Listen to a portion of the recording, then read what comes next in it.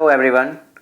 अब हम क्या करने जा रहे हैं सर, हमें इलस्ट्रेशन नंबर 11 करना था, बट इसके पहले हम एक कंसेप्ट को समझते हैं। सर कंसेप्ट क्या है? Section 50B। Sir section 50B that is slump sale. Slump sale इसको समझने के लिए आपको कुछ इस तरीके से समझना होगा। मान लीजिए ये कोई फैक्ट्री है, ठीक है। फैक्ट्री का नाम आप लेते हैं सर, टाटा की कोई फैक्ट्री है, ठीक है। इसमें होता क्या है कि सर यहाँ पे ये दो यूनिट्स हैं इस फैक्ट्री की। ये फैक्ट्री का ऑफिस है और ये ऑफिस में दो यूनिट्स है, यूनिट 1 यूनिट 2। यूनिट 1 में सर ये लोग बनाते हैं ऑटोमोबाइल पार्ट्स एंड यूनिट 2 में ये बैटरीज बनाते हैं, या सोलर बैटरी समझ लिया, सोलर पैनल वगैरह बनाते हैं, कुछ भी सोलर बैटरीज या सोलर पैनल्स, ठीक है। अचानक से ये कंपनी सोचती है कि अपनी किसी भी एक यूनिट को ये वांट करती है सोल्ड करना। क्या चाहती है? Desires to sold. अब ये केवल या तो ऑटोमोबाइल में काम करना चाहती है, सिर्फ ये चाहती है कि सोलर बिजनेस अब किसी और को दे दे, तो ये पूरी एक यूनिट किसी को सोल्ड कर देती है।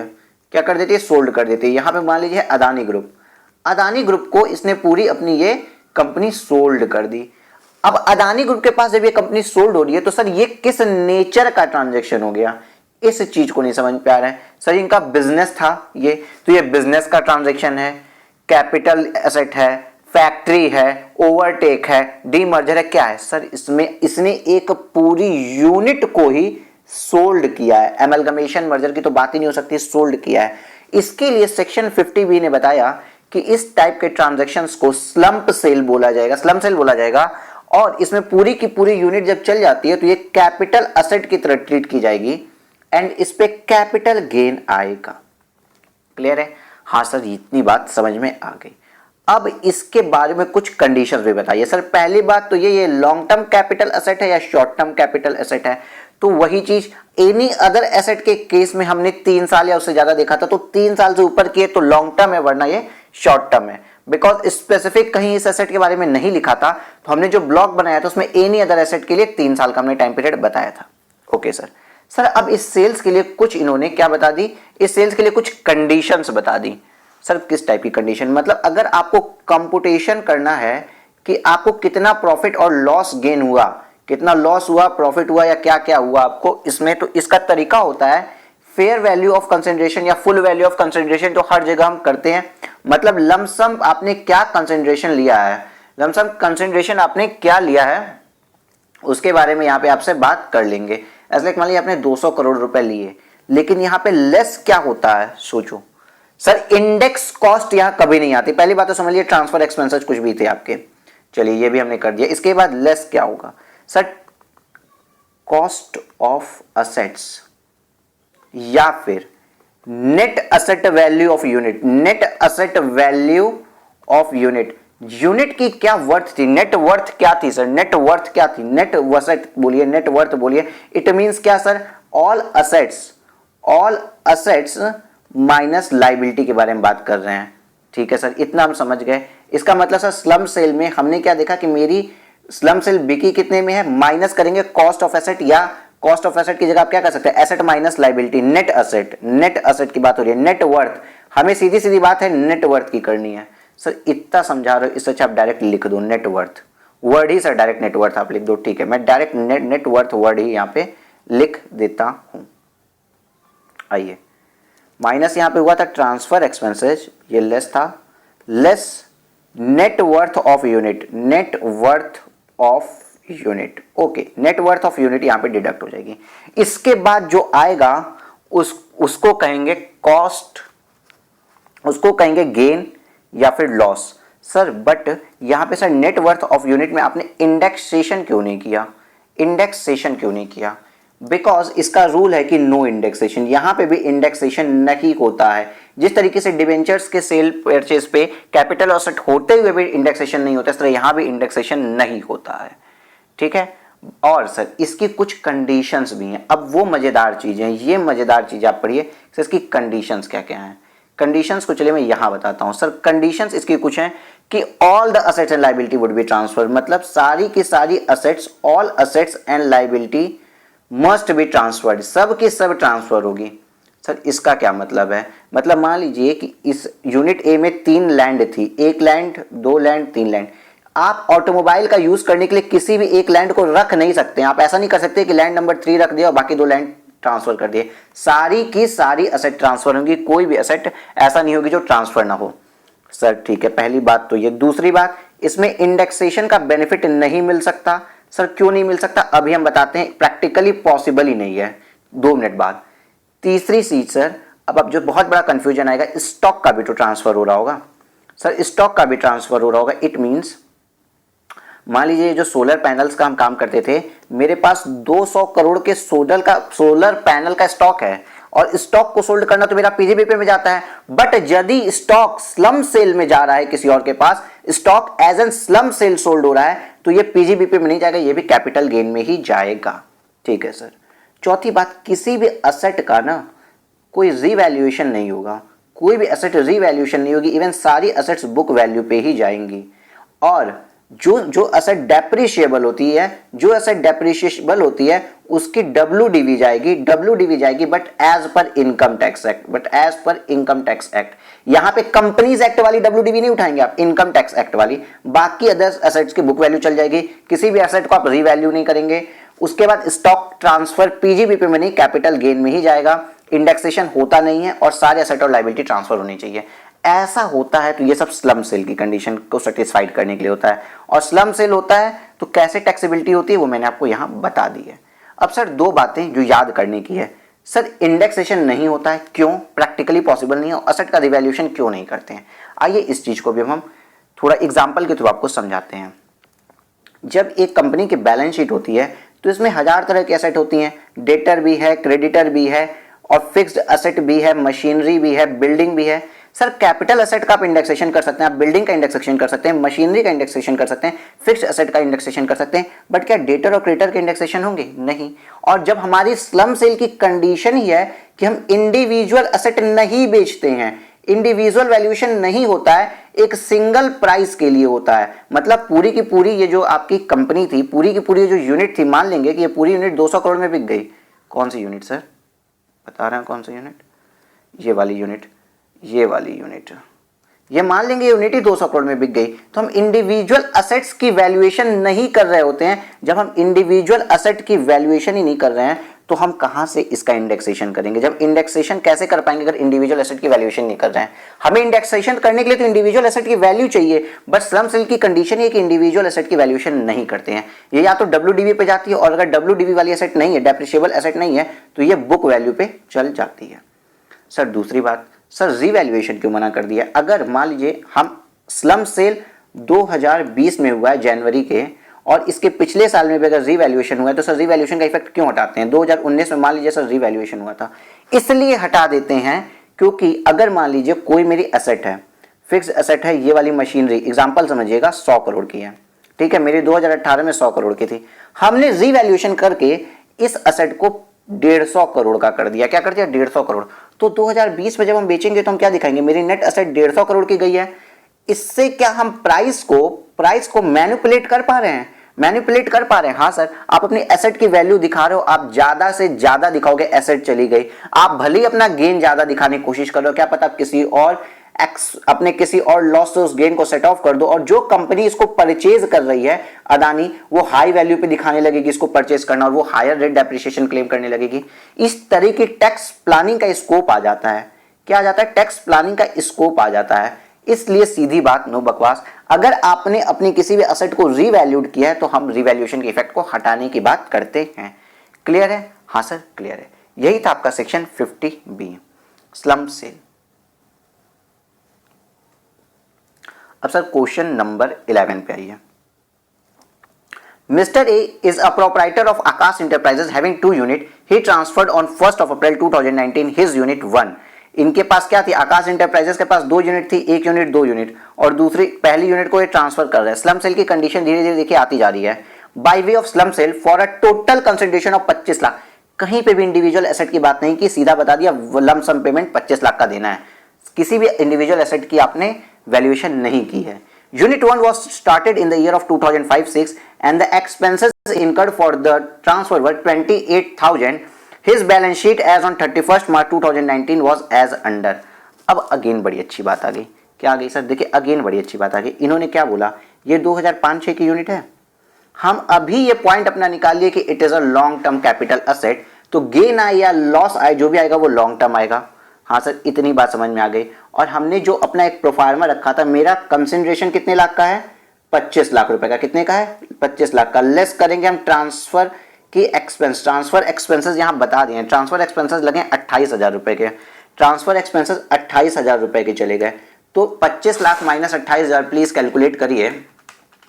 हम क्वेश्चंस को सॉल्व कैसे करते हैं सर, पढ़ते पढ़ते करते हैं। कैसे करते हैं सर, पढ़ते पढ़ते करते हैं। तो 24,72,000 रुपए आता है,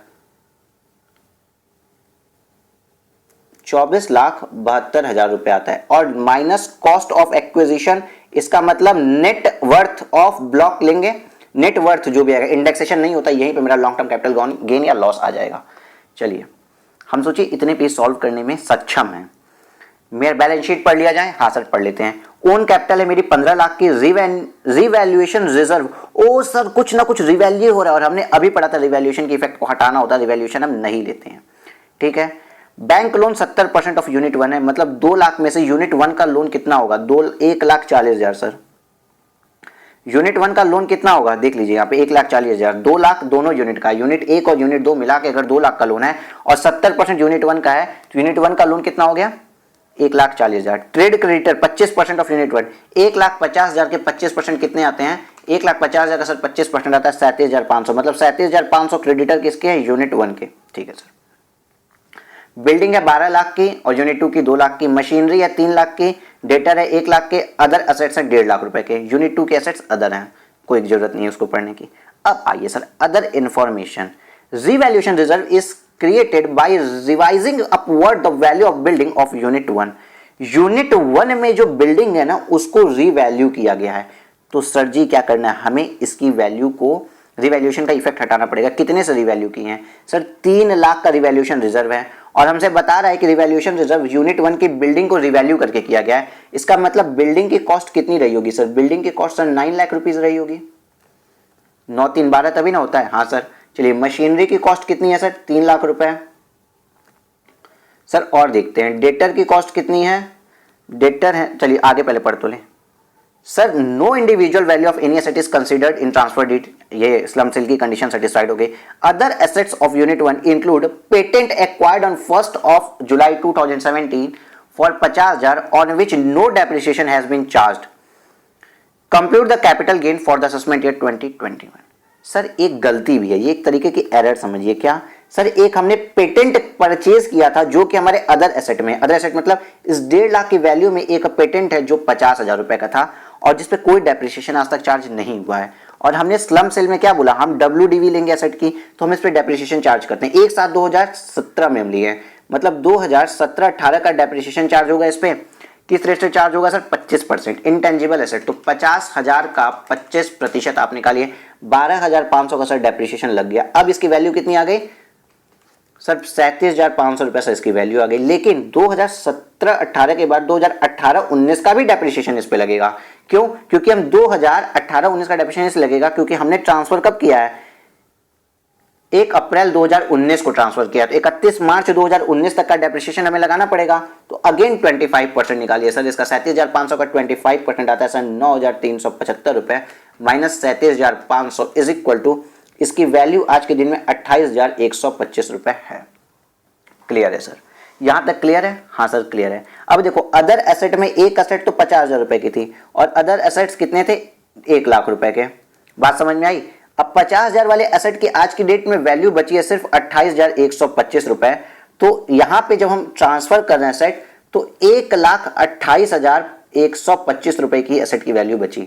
1 लाख पूरा पूरा चला गया और 50,000 की जगह 28,125 जाएगा। हाँ सर इतना समझ में आ गया। डेटर सर मेरे कितने हो गए सर, डेटर मेरे 1 लाख रुपए के पूरे पूरे हैं। अब सर जब हम यहाँ पे हमें क्या करना है, नेट वर्थ निकालनी है, तो असेट्स माइनस लायबिलिटी होता है नेटवर्थ। आपने अकाउंटिंग ग्रुप 1 और ग्रुप 2 दोनों में पढ़ा है। नेट वर्थ मतलब ऑल असेट्स माइनस लायबिलिटी। तो सर असेट इसकी है 9 लाख रुपए, 9 लाख रुपए प्लस 3 लाख रुपए प्लस 1 लाख रुपए प्लस 1,28,125 माइनस लायबिलिटी में इनकी 1,40,000 रुपए का ये बैंक लोन है, ये वाला बैंक लोन है, और 37,500 रुपए का ये क्रेडिटर है। तो 1,40,000 माइनस 37,500 प्लीज कैलकुलेट करेंगे आप लोग इस चीज को, प्लीज कैलकुलेटर उठाइए, लिखिए 9 lakh plus 3 lakh plus 1 lakh plus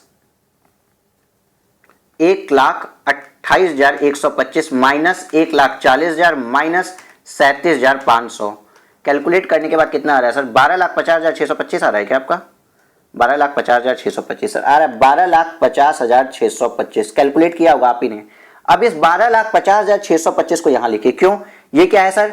हम 25 लाख रुपए में बेचे हैं, 28,000 रुपए बेचने का खर्चा, तो मेरा नेट कंसिडरेशन कितना आ गया, या सेल्स प्रोसीड जिसको बोलते हैं, net consideration minus net worth, मतलब कॉस्ट मेरे स्लम सेल की, मेरी इस यूनिट की कॉस्ट कितनी थी? इस यूनिट की कॉस्ट थी सर 12,50,625 रुपए नेटवर्थ। और नेटवर्थ हमने क्या की? कैलकुलेट की। कैसे कैलकुलेट की सर? ये देखिए, नेटवर्थ हमने ऐसे कैलकुलेट कर दी, तो ये मेरी सेल्स इतने रुपए का बिका है, इतने रुपए का सामान बिका है, तो मेरा गेन कितना आया?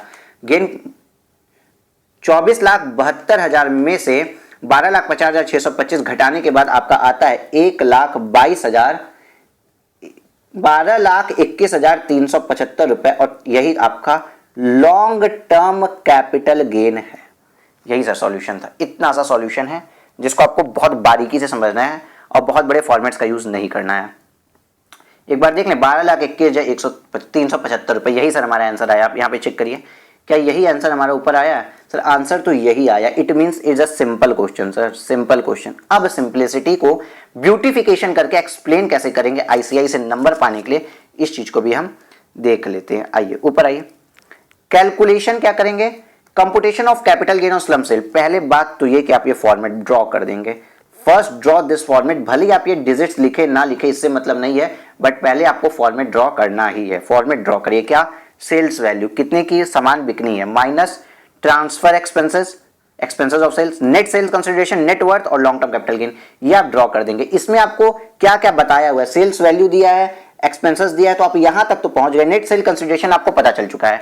अब आप एक वर्किंग नोट बना देंगे जिससे आप निकाल के आ रहे हैं नेट वर्थ ऑफ यूनिट की। नेट वर्थ ऑफ यूनिट निकालने से पहले आपको एक चीज और निकालनी पड़ेगी। क्या सर? पेटेंट जो असेट थी मेरे पास, जो कि मेरे पास 1 जुलाई से थी, वो उसकी वैल्यू, उसकी रिटन डाउन वैल्यू क्या है 1 अप्रैल 2019 को। क्यों? क्योंकि हमने बोला था डेप्रिशिएबल एसेट्स की WDV लेते हैं और अदर एसेट्स की हम बुक वैल्यू लेते हैं, ठीक है। और पेटेंट डेप्रिशिएबल एसेट है तो उसकी हम WDV लेंगे। तो 1/4/2019 को इसकी WDV निकालने के लिए हमने कॉस्ट ली थी 1 जुलाई की 50,000 रुपए। 2017-18 एक साल का डेप्रिसिएशन 25% रेट से गया, उसके बाद फिर 2018-19 का डेप्रिसिएशन 25% रेट से आया। तो 31 मार्च, अगर आप देखें तो 31 मार्च 2019 को, या फिर कह लीजिए 1 अप्रैल 2019 को इसकी WDV क्या है 28,125। कितनी है? 28,125। सर ये बताया था हमें किताब में, हमारे क्वेश्चन में, कि 1,50,000 में से 50,000 वाली एसेट ये है और 1 लाख की अदर एसेट है। तो बुक वैल्यू 1 लाख की अदर एसेट ले लेंगे और 50,000 वाली इस एसेट का हम WDV ले लेंगे 28,125। तो अब जब हम बुक वैल्यू कैलकुलेट करने जा रहे हैं तो हम कुछ इस तरीके से करेंगे। Building, calculation of net worth of unit 1, building excluding thrill of on account of revaluation. हाँ सर, आपने तो बोला था रिवैल्यूएशन का इफेक्ट हटाते हैं, तो 9 लाख रुपए आ गई। मशीनरी बुक वैल्यू उठा लिए, डेटर की हम बुक वैल्यू उठा लिए, पेटेंट हमने कैलकुलेट करके निकाला 28,125 है, और अदर एसेट 50,000 के इफेक्ट हटाने के बाद 1 लाख के आते हैं। मतलब सर मेरे टोटल एसेट्स 14,28,125 रुपए के हुए। उसके बाद हम लेस क्या करेंगे? क्रेडिटर्स को और बैंक लोन को। बैंक लोन 70% था टोटल का 1,40,000, और क्रेडिटर 25% था 37,500।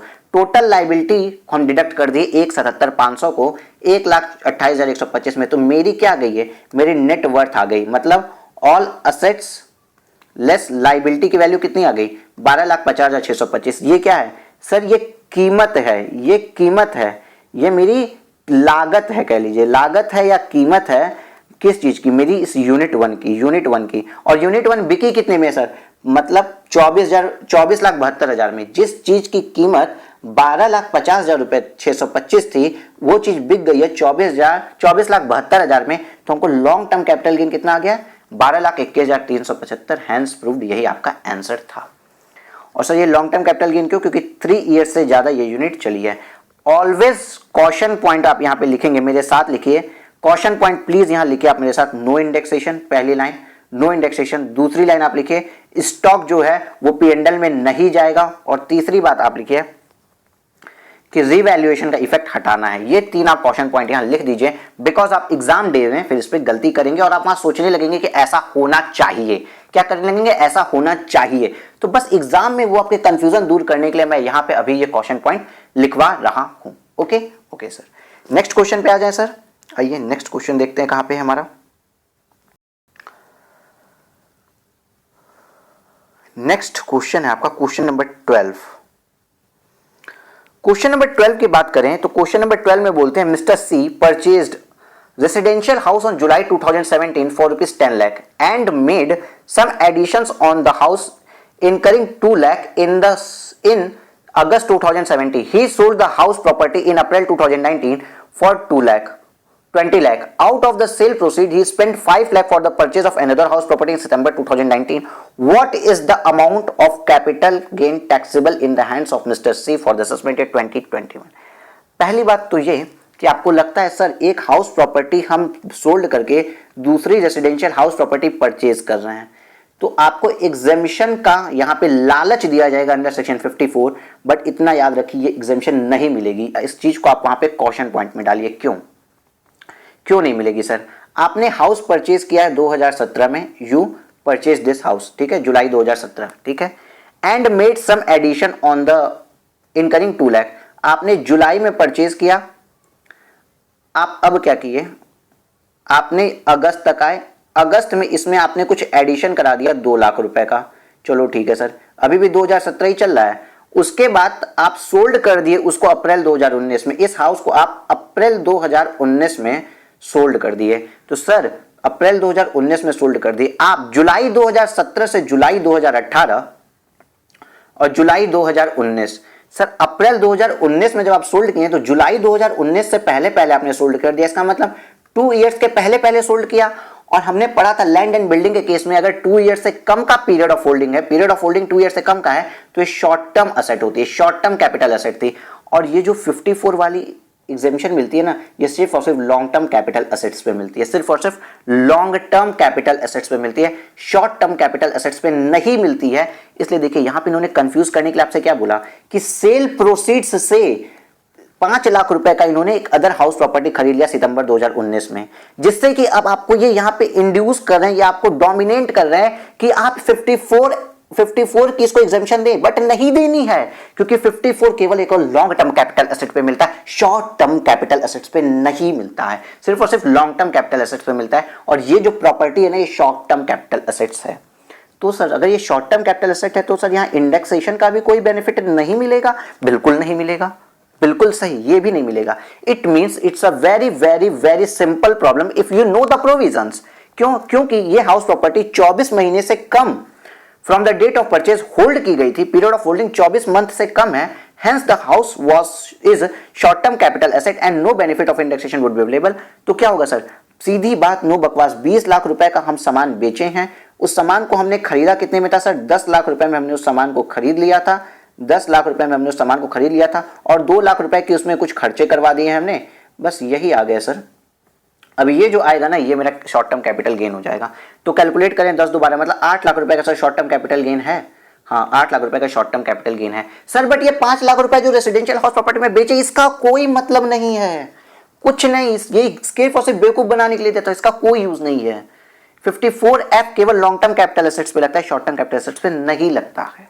क्लियर है सर? क्लियर है। सेल्स कंसिडरेशन आपका आ गया 20 लाख रुपए, कॉस्ट ऑफ एक्विजिशन 10 लाख रुपए, कॉस्ट ऑफ इंप्रूवमेंट 2 लाख रुपए, then short term capital gain आपका 8 लाख रुपए। बस यही सॉल्यूशन हो गया आपका, कंप्लीट सॉल्यूशन। बट नोट में आप ये लिखेंगे the exemption of capital gain under section 54 is available only in the case of long term capital asset. If the house is short term capital asset, Mr. C cannot claim exemption under section 54. Thus the amount of taxable short term capital gain is rupees 8 lakh. ये आपको लिखना पड़ेगा और ये लिखना पड़ेगा, इस 5 लाख रुपए का कहीं डिडक्शन नहीं मिलेगा। क्लियर है? हाँ सर क्लियर है। देखिए आईसीआई जो क्वेश्चंस देती है ना, वो आपको, आप अगर केवल प्रोविजन पढ़ के गए और क्वेश्चन सॉल्व नहीं किए तो आपको वहां आईसीआई प्रॉब्लम देगी। क्या देगी? प्रॉब्लम। ऐसी प्रॉब्लम देगी कि आप जो प्रोविजंस पढ़ के आए उस प्रोविजन को आप तुरंत अप्लाई कर दें, बट एक्चुअल में आप देख रहे होंगे वो प्रोविजन अप्लाई नहीं होने वाली कंडीशंस पे क्वेश्चन बने हैं। जिन कंडीशंस पे प्रोविजन अप्लाई नहीं होता है उस पे क्वेश्चंस फ्रेम होते हैं, तो यहां पे मार्क्स के साथ समझौता हो जाता है। चलिए क्वेश्चन नंबर 3 देखते हैं। Long term capital gain of rupees 75 lakh arising from transfer of building on 1st of May 2019 will be exempt from tax if such capital is invested in the bonds of redeemable after 5 years issued by NHAI under section 54 EC। Sir 54 EC क्या है? देखो 54 EC बोलता है ना कि अगर आपने land and building, पहले यहां पे था एनी कैपिटल एसेट, मतलब प्लॉट बेचो, ज्वेलरी बेचो, कुछ भी बेचो, बट उस चीज को हटा दिया गया। अब उसने स्पेसिफिक कर दिया अगर आपने लैंड एंड बिल्डिंग सोल्ड की, ठीक है, लैंड एंड बिल्डिंग बेची और 6 मंथ के अंदर अंदर from the date of purchase, within 6 month from the date of purchase, अगर आप NHAI या RECL वगैरह के बॉन्ड्स परचेज कर लेते हैं, लेकिन सर बॉन्ड्स भी कौन से, 5 ईयर रिडम्पशन वाले, 5 ईयर बॉन्ड, 5 ईयर्स बॉन्ड अगर आप परचेज कर लेते हैं तो आपको एग्जेम्पशन दे दी जाती है। सर एग्जेम्पशन दे दी जाती है किस पे, लॉन्ग टर्म कैपिटल गेन पे आपको एग्जेम्पशन दे दी जाती है, ठीक है सर। सर बट यहां पे एक इंपॉर्टेंट बात यह है कि इस एग्जेम्पशन का क्वांटम फिक्स कर रखा है कि 50 लाख रुपीस तक की आपको एग्जेम्पशन मिलेगी, 50 लाख तक की एग्जेम्पशन मिलेगी, इससे ऊपर की एग्जेम्पशन नहीं मिलेगी। मतलब आप कैपिटल गेन बचाने के लिए जो NHAI के बॉन्ड खरीदेंगे वो 50 लाख रुपए तक के बॉन्ड खरीद सकते हैं, इसके ज्यादा नहीं खरीद सकते हैं, ठीक है। Examine with the reason whether the given statement is true or false having regard of the provision of the Income Tax Act 1961। Sir statement में लिखा है कि long term capital gain of rupees 75 lakh arising from the transfer of building on 1st of May 2019 will be exempt. Sir 75 lakh कैसे exempt हो गया? अगर मेरा income tax act बोलता है कि 50 लाख के ऊपर का अमाउंट एग्जेम्प्ट नहीं हो सकता है, इट मींस ये स्टेटमेंट फॉल्स है। सब कुछ इसमें सही लिखा है बट ये अमाउंट अगर 50 लाख या उससे कम होता तो सही हो जाता है, ये अमाउंट 75 लाख करके इन्होंने इस स्टेटमेंट को क्या बना दिया है, फॉल्स, ठीक है सर। आइए इसको पढ़ लेते हैं। The exemption under section 54 EC has been restricted by limiting the maximum investment in long-term specified asset, that is bond of NHAI or RECL or any other bond notified by the central government. In this behalf, recommendable after 5 years. Okay, sir.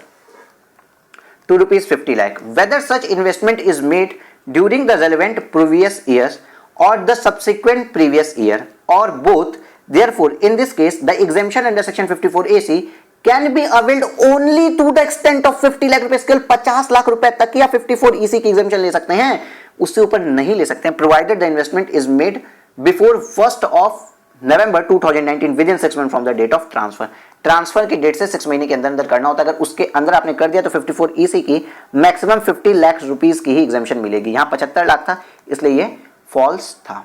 चलिए next question देखते हैं अब हम अपना। आपका next illustration है illustration number 14 और 14 में बोला है calculate the income tax liability for the assessment year 2021 in the following cases. आपको 4 केसेस दिए हैं, उनके बेसिस पे आपको उनके इनकम टैक्स लायबिलिटी दिखानी है। ये देखिए इसका एक पेज, ये लगभग 1.25 पेज या 1.2 समझ लो यार, एक पेज के ऊपर का सॉल्यूशन है, बट सिर्फ और सिर्फ ये डिपेंड करता है आपके बेसिक अंडरस्टैंडिंग ऑफ टैक्सेशन पे। क्या सर ये क्वेश्चन दिख बहुत बड़ा रहा है, लेकिन आपकी बेसिक अंडरस्टैंडिंग कितनी है, बेसिक अंडरस्टैंडिंग कितनी है टैक्सेशन को लेके, उस पर क्वेश्चन डिपेंड करता है। सर दिखाइए जरा कैसे। चलो सॉल्यूशन क्वेश्चन एक बार पढ़ लेते हैं। आइए सर, हमें क्या निकालना है, इनकम टैक्स लायबिलिटी निकालना है इन लोगों की। किन लोगों की सर, मिस्टर ए की, मिस्टर बी की, मिस्टर सी की, मिस्टर डी की, जिसमें से ए की एज 45 ईयर है, बी की एज 62 ईयर है, सी की एज 81 ईयर है और डी की एज 82 ईयर्स है। उसके बाद इन्होंने हमें बता दिया इनका स्टेटस भी, स्टेटस बोले तो रेसिडेंशियल स्टेटस या नॉन रेसिडेंट। तो ए रेसिडेंट है और सी रेसिडेंट है, बाकी दोनों नॉन रेसिडेंट हैं, ठीक है सर। बी और डी नॉन रेसिडेंट हैं। Total income other than long term capital gain, मतलब लॉन्ग टर्म कैपिटल गेन भी दी है और other than long term capital gain की भी इनकम बता दी है। 2,40,000, 2,80,000, 5,90,000, 4,80,000, ये सब लॉन्ग टर्म कैपिटल गेन और before long term capital gain की इनकम बता दी है, ठीक है सर। यहां तक कोई दिक्कत नहीं है। बट सर एक बात सोचिए, इस पूरे क्वेश्चन में 2 फैक्टर्स ऐसे हैं जिसपे सॉल्यूशन बदलता जाएगा इंडिविजुअल के लिए। पहली तो इनकी एज और दूसरा इनका रेसिडेंशियल स्टेटस। सर वो कैसे? आप सभी ने पढ़ा है कि सर जो बेसिक एग्जेम्पशन लिमिट है वो होती है सर 2.5 लाख रुपए। कितनी? 2.5 लाख रुपए। 2.5 लाख रुपए तक क्या कोई टैक्स लगता है? नहीं लगता है सर। बट सर 2.5 लाख रुपए से लेके 5 लाख रुपए तक पे सर टैक्स लग जाता है आपका 5% की रेट से।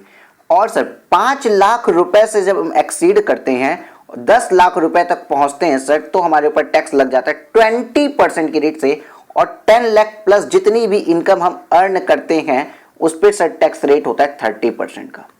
ठीक है सर, इतना हमें पता है। बट सर ये जो लोग होते हैं ना, ये वो लोग होते हैं जिनकी एज बिलो 60 है। बट जो 60 प्लस एज होते हैं, 60 to 80 एज वालों के लिए ये 2.5 लाख की लिमिट सर बदल के 3 लाख रुपए हो जाती है। एंड 80 प्लस वाले लोगों के लिए सर यही लिमिट 5 लाख रुपए हो जाती है। इतना तो सर हमें पता है। इसका मतलब इस क्वेश्चन में जो एज फैक्टर देता है ये हमको बेसिक एग्जेम्पशन लिमिट बता देगा। हाँ सर, ये हमें बेसिक एग्जेम्पशन लिमिट बता देगा कि किसको कितनी बेसिक एग्जेम्पशन लिमिट मिल रही है। तो मिस्टर ए के लिए बेसिक एग्जेम्पशन लिमिट, बी के लिए, सी के लिए, डी के लिए हम असर्टेन तो कर लिए, लेकिन ये लिमिट सर किसके लिए है? ये लिमिट सिर्फ और सिर्फ सर रेसिडेंट इंडिविजुअल के लिए है, रेसिडेंट के लिए है। मतलब सर अगर कोई नॉन रेसिडेंट है, भले ही उसकी एज 60 प्लस हो या एज 80 प्लस हो, उसके लिए basic exemption limit always 2.5 lakh रुपए होगा। उसको हायर एग्जेम्पशन लिमिट का फायदा नहीं मिलेगा, क्लियर है? हाँ सर, उसको जो नॉन रेसिडेंट होगा उसको 3 लाख और 5 लाख की हायर एग्जेम्पशन लिमिट का फायदा नहीं मिलेगा। यहां तक तो सर बात समझ में आ गई। ओ सर, इसीलिए इस रेसिडेंशियल स्टेटस का भी यूज किया गया है कि नॉन रेसिडेंट है, रेसिडेंट एंड ऑल दैट। हाँ, अभी तो एक बहुत मजेदार, ये बहुत ही मतलब आप समझ लेना, कॉमेडी यहाँ पे लिख लीजिए, बहुत मजेदार क्वेश्चन है ये सर। रेसिडेंशियल स्टेटस बेस पे एक फैक्ट और आ जाएगा आपका सर। आप सभी ने 87A कोई सेक्शन सुनी होगी सर। इस 87A में क्या होता है, इफ किसी रेसिडेंट की जो कि इंडिविजुअल है, रेसिडेंट इंडिविजुअल की अगर net taxable income up to 5 lakh rupees होती है तो उसको कुछ बेनिफिट मिलता है। कितना sir?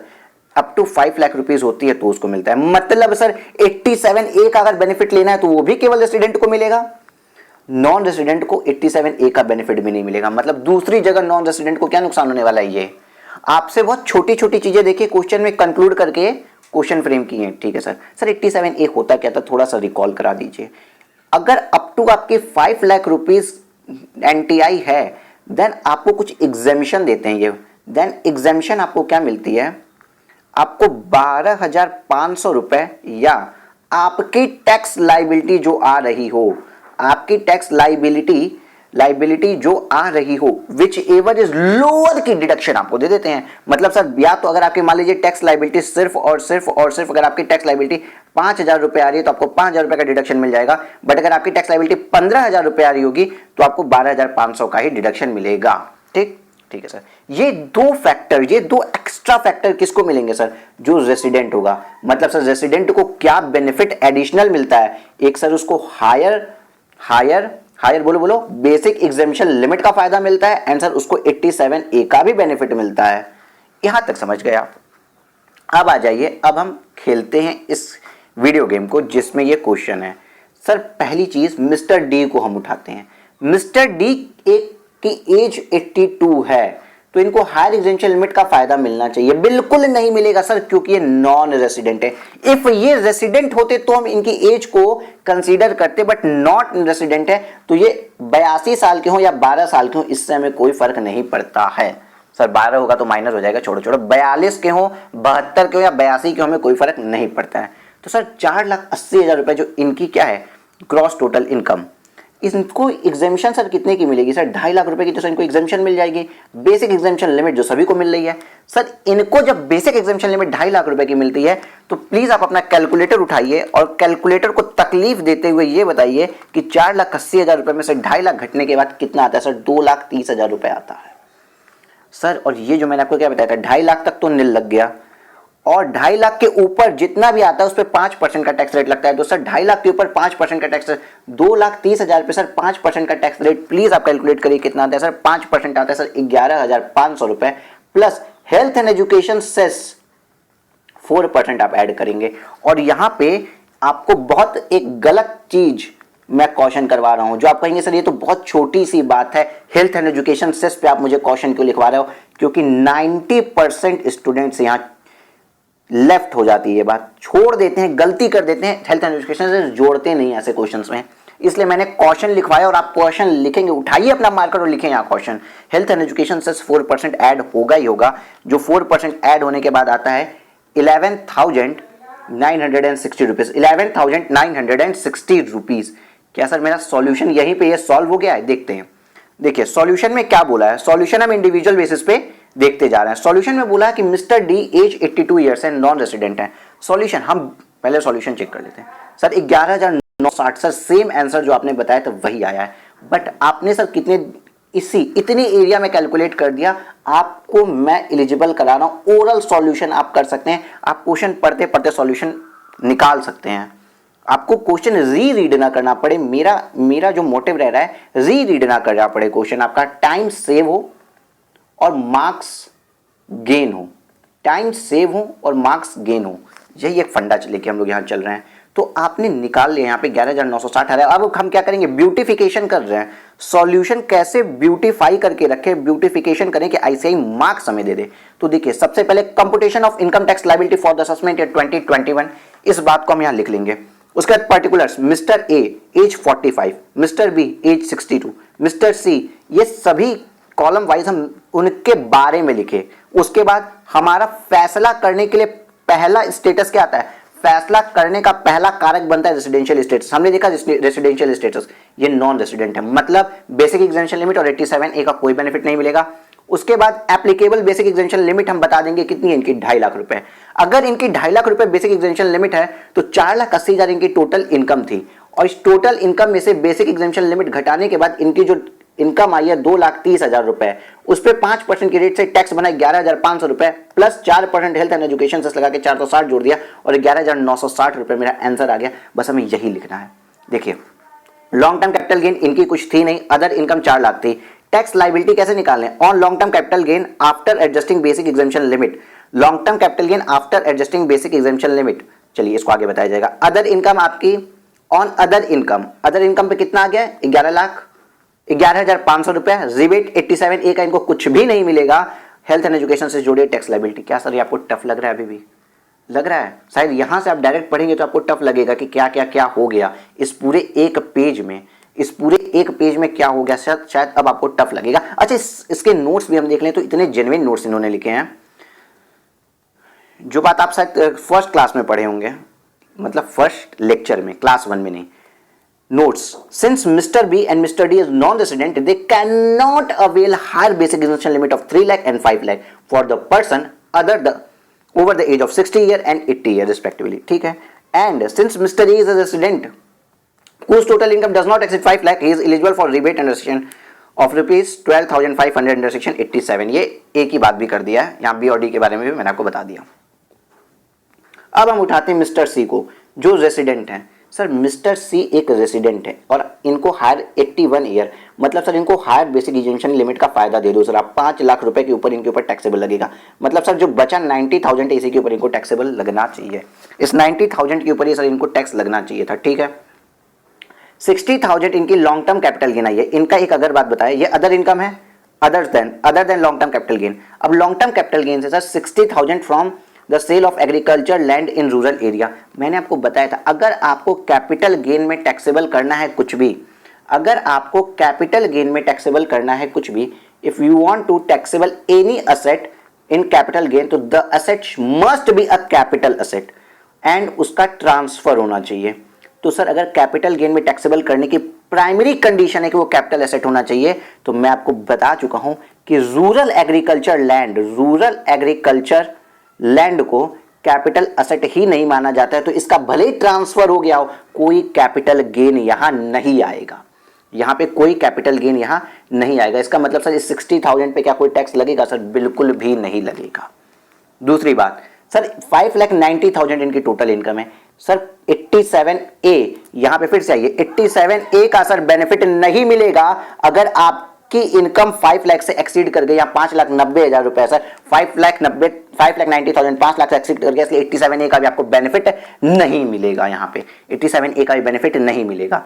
It mean sir taxability क्या आ गई, 90,000 रुपीज पे आपकी टैक्सेबिलिटी आएगी at the rate of 20%, at the rate of 20%। आइए रेसिडेंट थे ये, इनके लिए बेसिक एप्लीकेबल लिमिट क्या हो गई, एग्जामिशन लिमिट क्या हो गई 5 लाख रुपए सर। उसके बाद रूरल एग्रीकल्चर लैंड इनका एसेट सोल्ड किया था जो कि लॉन्ग टर्म कैपिटल गेन भले 60,000 हुआ है बट सर एग्जाम्प्ट है, नॉट अ कैपिटल एसेट। 5,90,000 में से इनकी बात आ गई सर। अब इनके ऊपर 5 लाख का जब इनको बेसिक एग्जामिशन लिमिट का फायदा मिला है तो 90,000 रुपए पे सर 20% का टैक्स रेट आएगा तो 18,000 रुपए आता है, 9 दूनी 18 और plus sir 4% health and education cess जोड़ दिए 720, 18,720 आ गया सर। सर क्या ये बहुत इजी आपको नहीं लग रहा है? अब ये चीज सर आपको इजी नहीं लग रही है, हाफ हार्ट से आप एक्स्ट्रा लगा देते सिर्फ और सिर्फ इसको पढ़ने में, बट मैं आपको करेक्ट के हिसाब से बताता हूँ। अब EFG या जितने भी इस तरह के क्वेश्चन आ जाए आपको कोई प्रॉब्लम नहीं आने वाली है। तीसरी कंडीशन देखते हैं सर मिस्टर बी कहाँ गए? Mister B sir non resident है।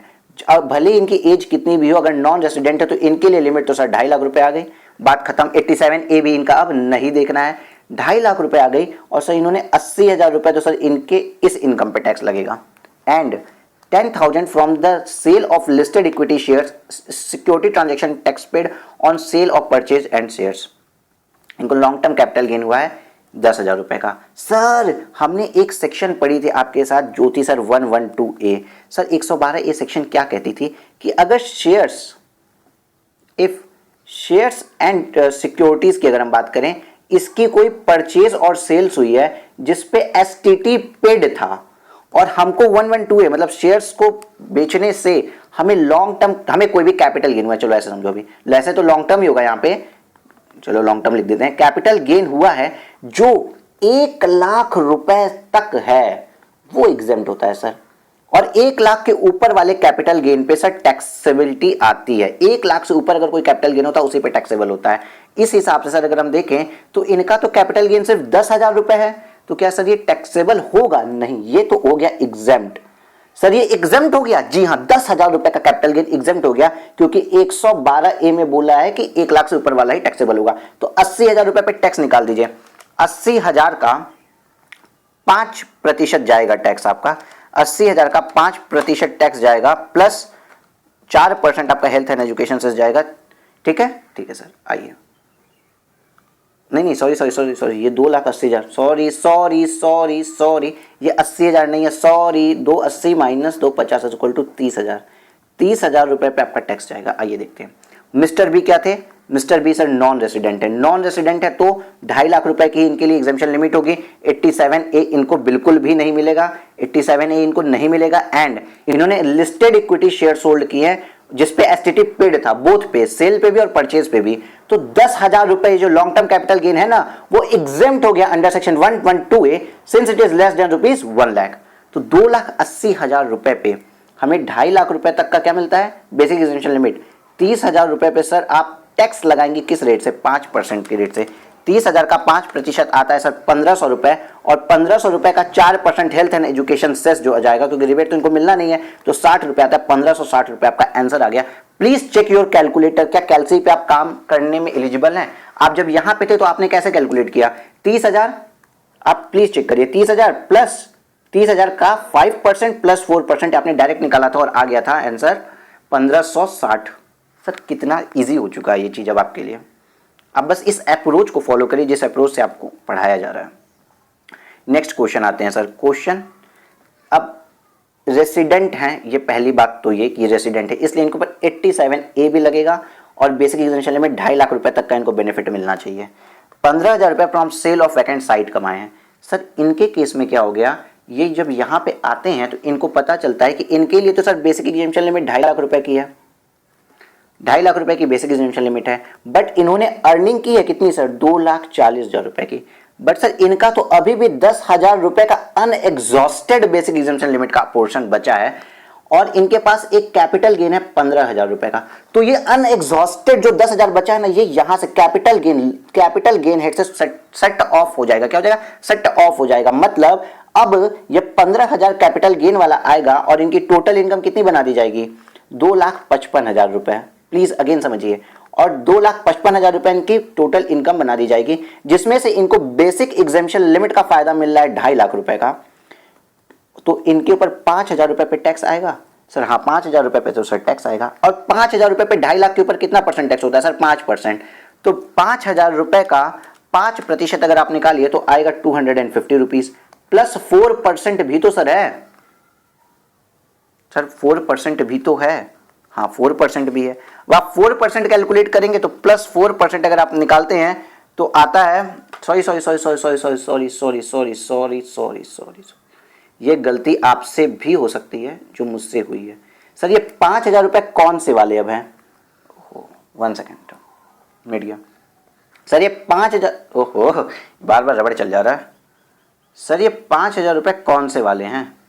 5,000 रुपये सर कौन से वाले हैं? सर ये लॉन्ग टर्म कैपिटल गेन वाले हैं। अगेन समझिए, हमने क्या किया था यहाँ पे, आइए प्लीज़ पे योर अटेंशन। हम एक रेसिडेंट हैं, मिस्टर ए एक रेसिडेंट है जो 45 साल की आयु के हैं। रेसिडेंट है तो इनको 2.5 लाख रुपए की बेसिक एग्जेम्पशन लिमिट का बेनिफिट मिलेगा। 2,40,000 इनकी अदर इनकम है, 15,000 कैपिटल गेन है। बट 2.5 लाख रुपए भी इनका एग्जॉस्ट नहीं हुआ है बेसिक एग्जेम्पशन लिमिट का, तो कैपिटल गेन का भी 10,000 रुपए यहाँ पे सेट ऑफ हो जाएगा। कैपिटल गेन का भी 10,000 रुपए सेट ऑफ हो जाएगा। तो टैक्सेबिलिटी में क्या आ गई, कैपिटल गेन का 5,000 रुपए टैक्सेबल हो गया और कैपिटल गेन के 5,000 रुपए पे 20% की रेट से टैक्स लगता है, मतलब 1,000 रुपए का सर टैक्स लग जाएगा। 1,000 रुपए का सर जब टैक्स लग जाएगा तो इनको 87A की भी तो सर डिडक्शन मिलती है। 87A के अकॉर्डिंग अगर इनकी इनकम 5 लाख से एक्सीड नहीं की है, ये देखिए इनकी इनकम 5 लाख से एक्सीड नहीं की है, तो इनको किस चीज का बेनिफिट मिलेगा? एग्जेम्पशन मिलेगी 12,500 की टैक्स लाइबिलिटी। इनकी टैक्स लाइबिलिटी यहाँ पे 1,000 की आ रही है, तो इनको 87A के अंदर डिडक्शन मिल जाएगी 1,000 रुपए की, मतलब इनकी टैक्स लाइबिलिटी तो नील आने वाली है। चलिए सॉल्यूशन पढ़ते हैं। मिस्टर ए 45 साल के जो कि रेसिडेंट हैं, ठीक है sir. Applicable basic exemption limit इनके लिए 2.5 लाख रुपए है सर। वैकेंट साइट इन्होंने बेची थी जिसपे इनको लॉन्ग टर्म कैपिटल गेन 15,000 का हो गया और लॉन्ग टर्म कैपिटल गेन पे 20% टैक्सेबिलिटी आती है अंडर सेक्शन 112। सर इतना तो पढ़ा है आपसे। 2,40,000 रुपए इनकी अदर इनकम है, अदर इनकम 2,40,000 है, तो यहाँ पे वही चीज बेटा सेट ऑफ हुई ना यार। 2.5 लाख रुपए पे 2.5 लाख माइनस 2,40,000 हुआ और कैपिटल गेन वाला भी 10,000 गया, तो कैपिटल गेन का भी 10,000 हुआ, तो बचा क्या? केवल 5,000 रुपए बचा जो टैक्सेबल होगा एट द रेट ऑफ 20%। इस 15,000 में से 5,000 रुपए टैक्सेबल हो गया 1,000। But rebate under section 87A भी 5,000 मिल गया, तो इनकी नेट टैक्स लाइबिलिटी नील आ गई। सेस कुछ लगेगा नहीं, इनकी टैक्स लाइबिलिटी क्या आ गई? नील। क्या आ गई? नील। क्या आ गई? नील। बस यही आपका सॉल्यूशन था। इसके बाद तो आपका एक्सरसाइज प्रॉब्लम स्टार्ट है, बट आपका यही सॉल्यूशन था। क्या आपको कहीं से टिपिकल लगा है, टफ लगा है? सर नहीं। और ये बेसिक कंसेप्ट के बेसिस पे था और इसको इतना डिटेल में समझाने का रीजन था एमसीक्यू बेस्ड क्वेश्चंस आते हैं इस पे। इस तरीके के एमसीक्यू बेस्ड क्वेश्चन आते हैं, छोटी मोटी कैलकुलेशन दे देगा जिसमें नॉन रेसिडेंट की कैलकुलेशन वो देगा। एमसीक्यू में क्या देगा?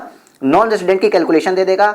87A आपको लगेगा, बेसिक एग्जामिशन लिमिट आपको लगेगा, लेकिन लगने वाला कुछ नहीं होगा और उसका आंसर होगा मुश्किल से 2 या 10 सेकंड का। ठीक है, 2 या 10 सेकंड का उसका आंसर होगा, क्योंकि उसमें कोई प्रोविजन तो लगने नहीं होंगे। बट आप ये सब प्रोविजन लगाने में 5 मिनट भी लगाओगे अपना और उसका आंसर भी गलत निकालोगे। इस तरीके से डबल चाल चलेगी, आपका टाइम भी लॉस कराएगी और मार्क्स भी आपसे छीन के ले जाएगी। चलिए देखते हैं अपना नेक्स्ट क्वेश्चन। हम एक्सरसाइज प्रॉब्लम कर रहे हैं पहले पीछे से। एक्सरसाइज प्रॉब्लम नंबर 4 पे आते हैं हम। इस प्रॉब्लम के साथ बात बताना चाहूंगा, इसको लगभग 90% स्टूडेंट गलत करते हैं।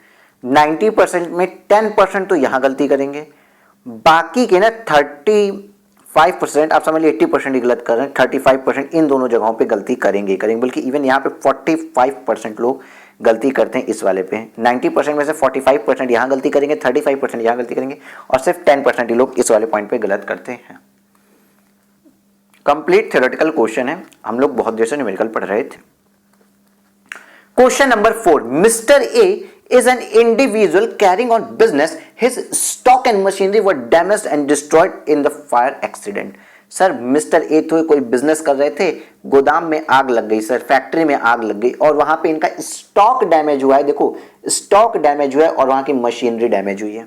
ठीक है, the value of stock lost total damage was 6,50,000 रुपए। स्टॉक कितने का गया है सर? 6,50,000 रुपए का स्टॉक डैमेज हो गया। And certain portion of the machinery could be saved.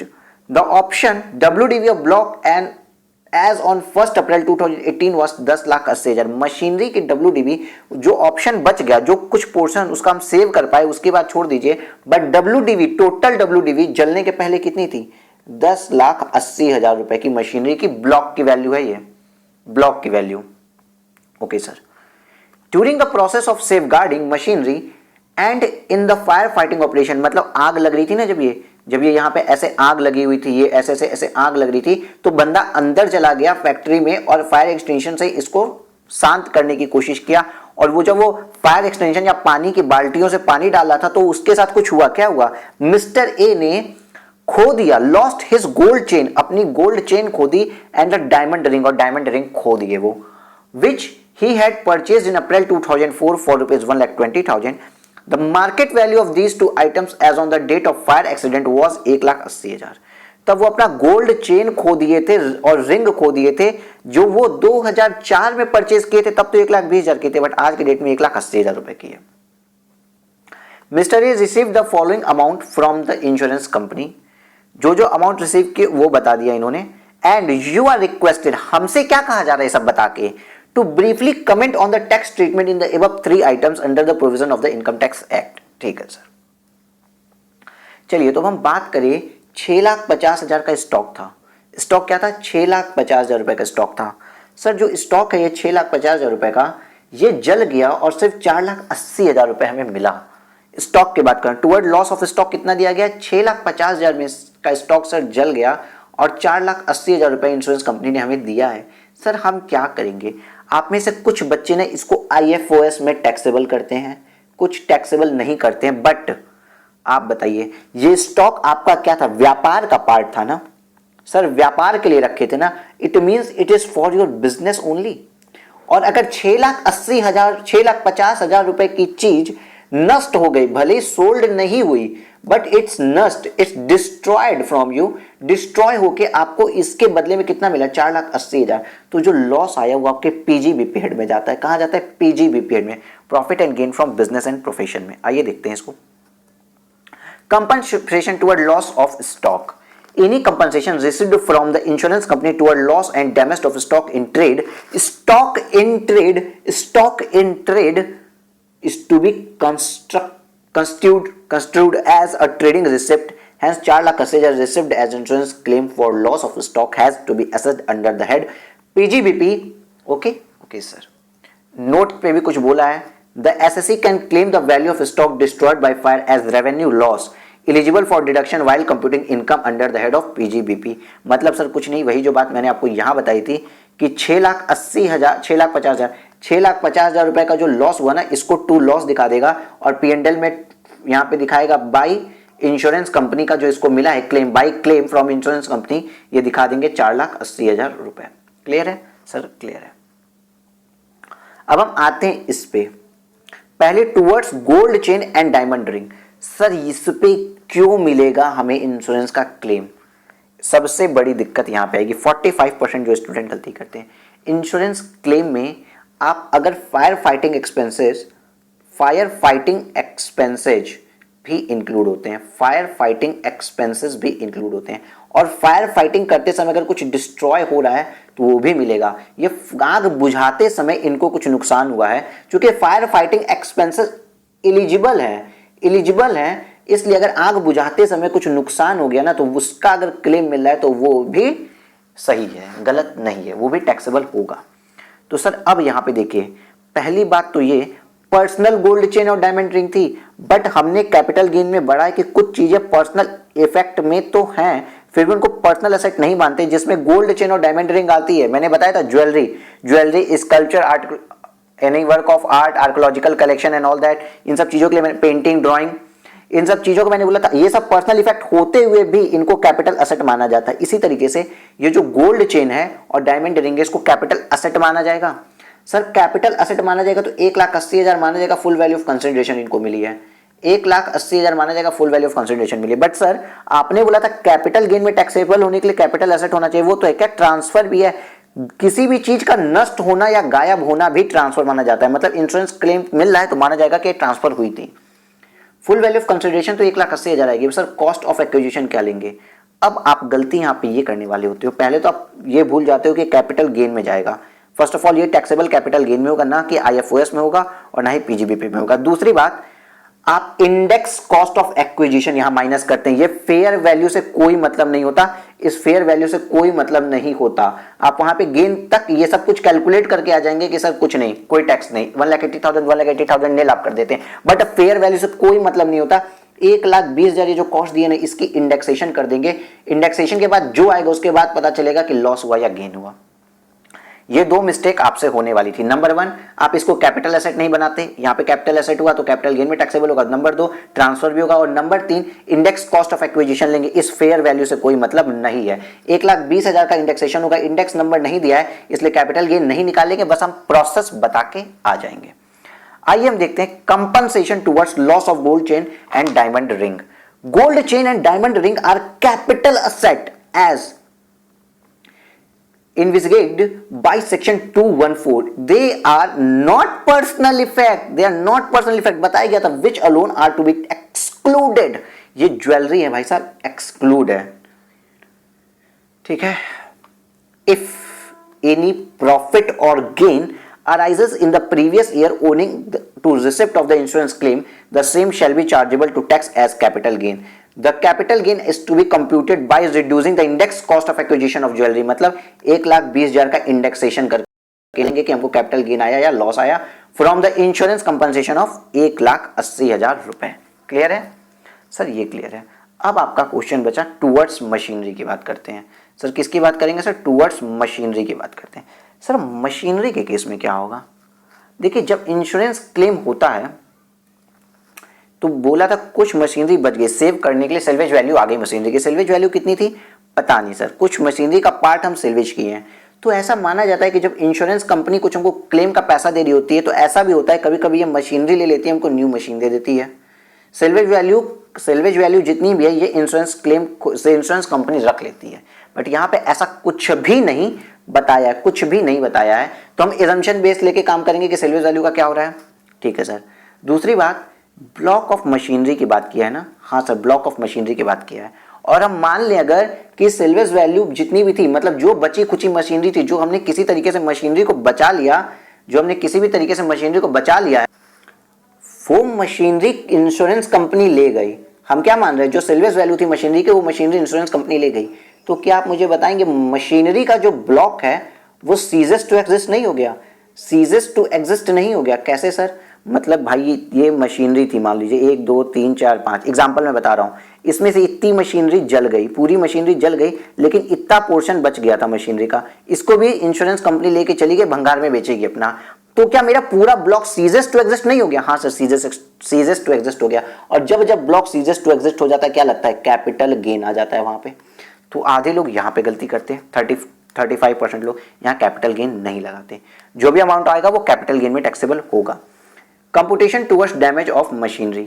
The question does not mention whether the salvage machinery is taken over by the insurance company or whether there was a replacement of machinery during the year. मतलब ये बताया ही नहीं गया है कि जो salvage value machinery की थी वो इंश्योरेंस कंपनी लेके चली गई है या फिर उसने मशीन को रिप्लेस कर दिया गया है। तो हम एज्यूम कर रहे हैं, क्या कर रहे हैं?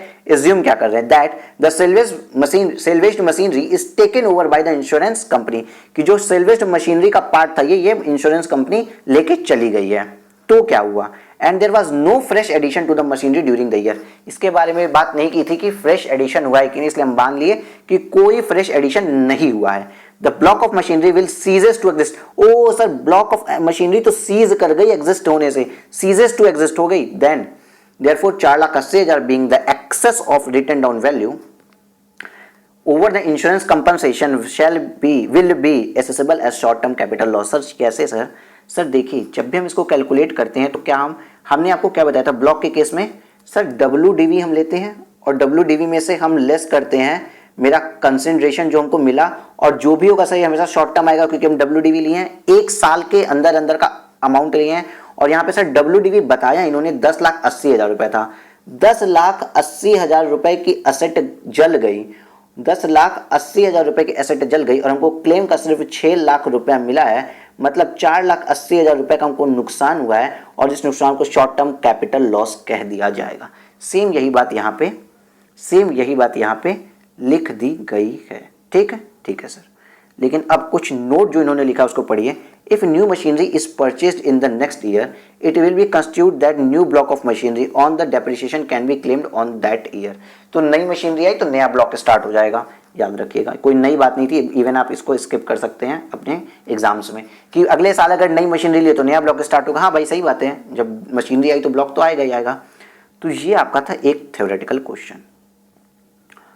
क्वेश्चन नंबर एक और मैं छोटा सा क्वेश्चन पहले ले लेता हूं, क्वेश्चन नंबर 2, जिसके बारे में हम लोग 3 से 4 बार डिस्कस कर चुके हैं। क्वेश्चन 2 कहता है कि Arno converted his plot of land purchased in July 2003 for ₹80,000 into stock in trade on 31 March 2019। कितनी बार मैंने आपको बताया था कि अगर हमने कोई कैपिटल एसेट यूज की है, कैपिटल एसेट पहले पास थी और हम उसको स्टॉक इन ट्रेड में यूज कन्वर्ट करते हैं तो कन्वर्जन पे कैपिटल गेन अराइज होता है, कैपिटल गेन अराइज होता है। बट पे कब होता है सर? पे कब होता है? जब हम उस एसेट को सोल्ड करते हैं। जब एसेट सोल्ड होगी तो कैपिटल गेन पेमेंट करना पड़ेगा, पेबल आ जाएगा, गेन का पैसा मतलब टैक्स पेबल आ जाएगा। एंड इन दोनों के बीच का प्रॉफिट कहां जाएगा? इन दोनों के बीच का प्रॉफिट कहां जाएगा? बोलो बोलो बोलो, पीजीबीपी में जाएगा सर। और इन दोनों के बीच का प्रॉफिट कहां जाएगा सर? कैपिटल गेन में जाएगा। ठीक है। The fair market value on 31/3/2019 was 3 lakh रुपए। ये जो प्लॉट था हमने आपको रियल एस्टेट का एग्जांपल ही लेके समझाया था बहुत पहले।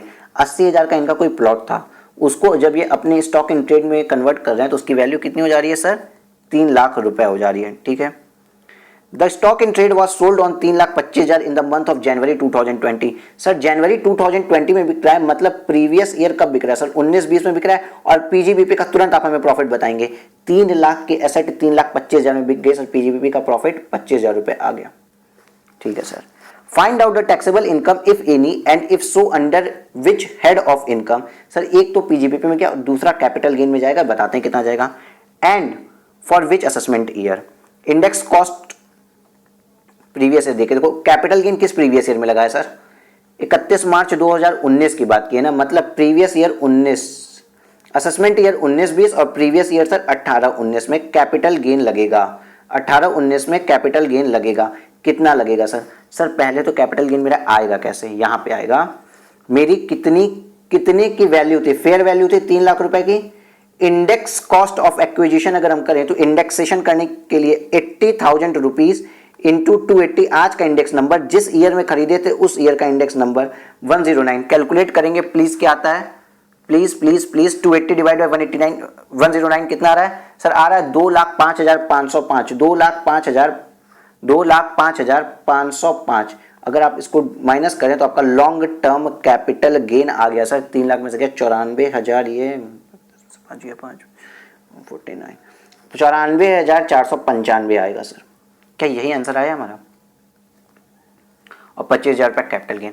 आप खुद एक बार देखो बेटा प्लीज, आप मुझसे बात करते करते सब कुछ समझे हो तो आप बात करते करते पढ़ते पढ़ते सॉल्व कर लिए थे क्वेश्चन, क्योंकि ये बहुत छोटा क्वेश्चन था। इसके पहले कई बार इसकी रेफरेंस आ चुकी है, बट अगेन हम ब्यूटिफिकेशन कैसे करना है ये भी हम आपको सिखाएंगे। आंसर लिखेंगे तो conversion of capital asset into stock in trade is transfer with in the meaning of section 2 in the previous year in which asset is so converted। उस ईयर में ट्रांसफर माना जाता है जिस ईयर में कन्वर्जन हुआ। हाँ सर, कैपिटल गेन अराइज कब हो गया? जब ट्रांसफर हुआ। However, the capital gain will be chargeable to tax only in the year in which stock in trade is sold। मैंने आपको रीजन भी बताया था, क्योंकि पैसे ही नहीं होते यहाँ टैक्स भरने के लिए, याद आ रहा होगा, मैंने रीजन बताया हुआ है। Okay sir. The cost inflation index of the financial year in which the conversion took place should be considered for computing index cost of acquisition। Further, the fair market value of the on the date of conversion would be deemed to be the full value of consideration for the transfer of asset as per section 45(2). The sale price less the fair market value on the date of conversion would be treated as business income on the year in which stock in trade was sold। मतलब sir fair ये the sales price less कौन सा? Market value on conversion, ये जो 3 लाख रुपए था, और sale price मेरा कितना था सर? 3,25,000 रुपए। ये कहां चल जाएगा sir? Stock in trade sold होने पे कहां पे चल जाएगा? ट्रीटेड एज बिजनेस इनकम, जिसको हमने यहां पे दिखा दिया, sale price minus fair value of conversion. ठीक है सर। और therefore the problem of both capital gain and business income would be chargeable to tax. Sales consideration fair market value on the date of conversion 3 lakh थी। Indexation करना हमें आता है, बार बार कितनी बार बताया जाएगा, अब बताया नहीं जाएगा। इंडेक्सेशन करना आपको आ गया है। कैसे होगा सर? 80,000 रुपए प्लॉट की कीमत 80,000 रुपए थी जब इंडेक्स 109 था, तो आज कितनी होगी जब इंडेक्स 280 है। ठीक है, 2003-4 है, 2003-4 में वैल्यू ये थी 2000, तो 2003-4 में अगर 80,000 रुपए वैल्यू थी तो 80,000 की वैल्यू 2019-20 में कितनी होगी, बात खत्म। ठीक है सर, तो ऐसे आपका ये भी सॉल्यूशन निकल आएगा। Computation of total income of Arnav कितना आया पीजीबीपी के थ्रू 25,000 और long term capital gain 94,495। Question लिख लीजिएगा क्योंकि ये ब्लॉक लास्ट में छूट जाता है, इसको लीव नहीं करना है। टोटल इनकम आपके 1,19,495 आ गई, क्योंकि इसने हमसे क्या पूछा था, क्वेश्चन में क्या पूछा है, फाइंड आउट टोटल इनकम, तो टोटल इनकम वहां निकल गई। और ये भी पूछा है किस हेड की इनकम कितनी है, तो हमने हेड वाइज बता दिया कि टोटल इनकम कितनी है। क्लियर है? हाँ सर क्लियर है। अब क्वेश्चन नंबर 3 बड़ा इंटरेस्टिंग एंड इजी है, बट अभी आइए क्वेश्चन नंबर 1 को एक बार देख लिया जाए हम लोग। क्वेश्चन नंबर 1 आपका, क्वेश्चन नंबर 1 की बात अगर हम करें तो इसमें बहुत से प्रोविजंस के बारे में बात की गई है, जरा हम उनको अलग एक स्लाइड में समझने के लिए आ रहे हैं इस समय।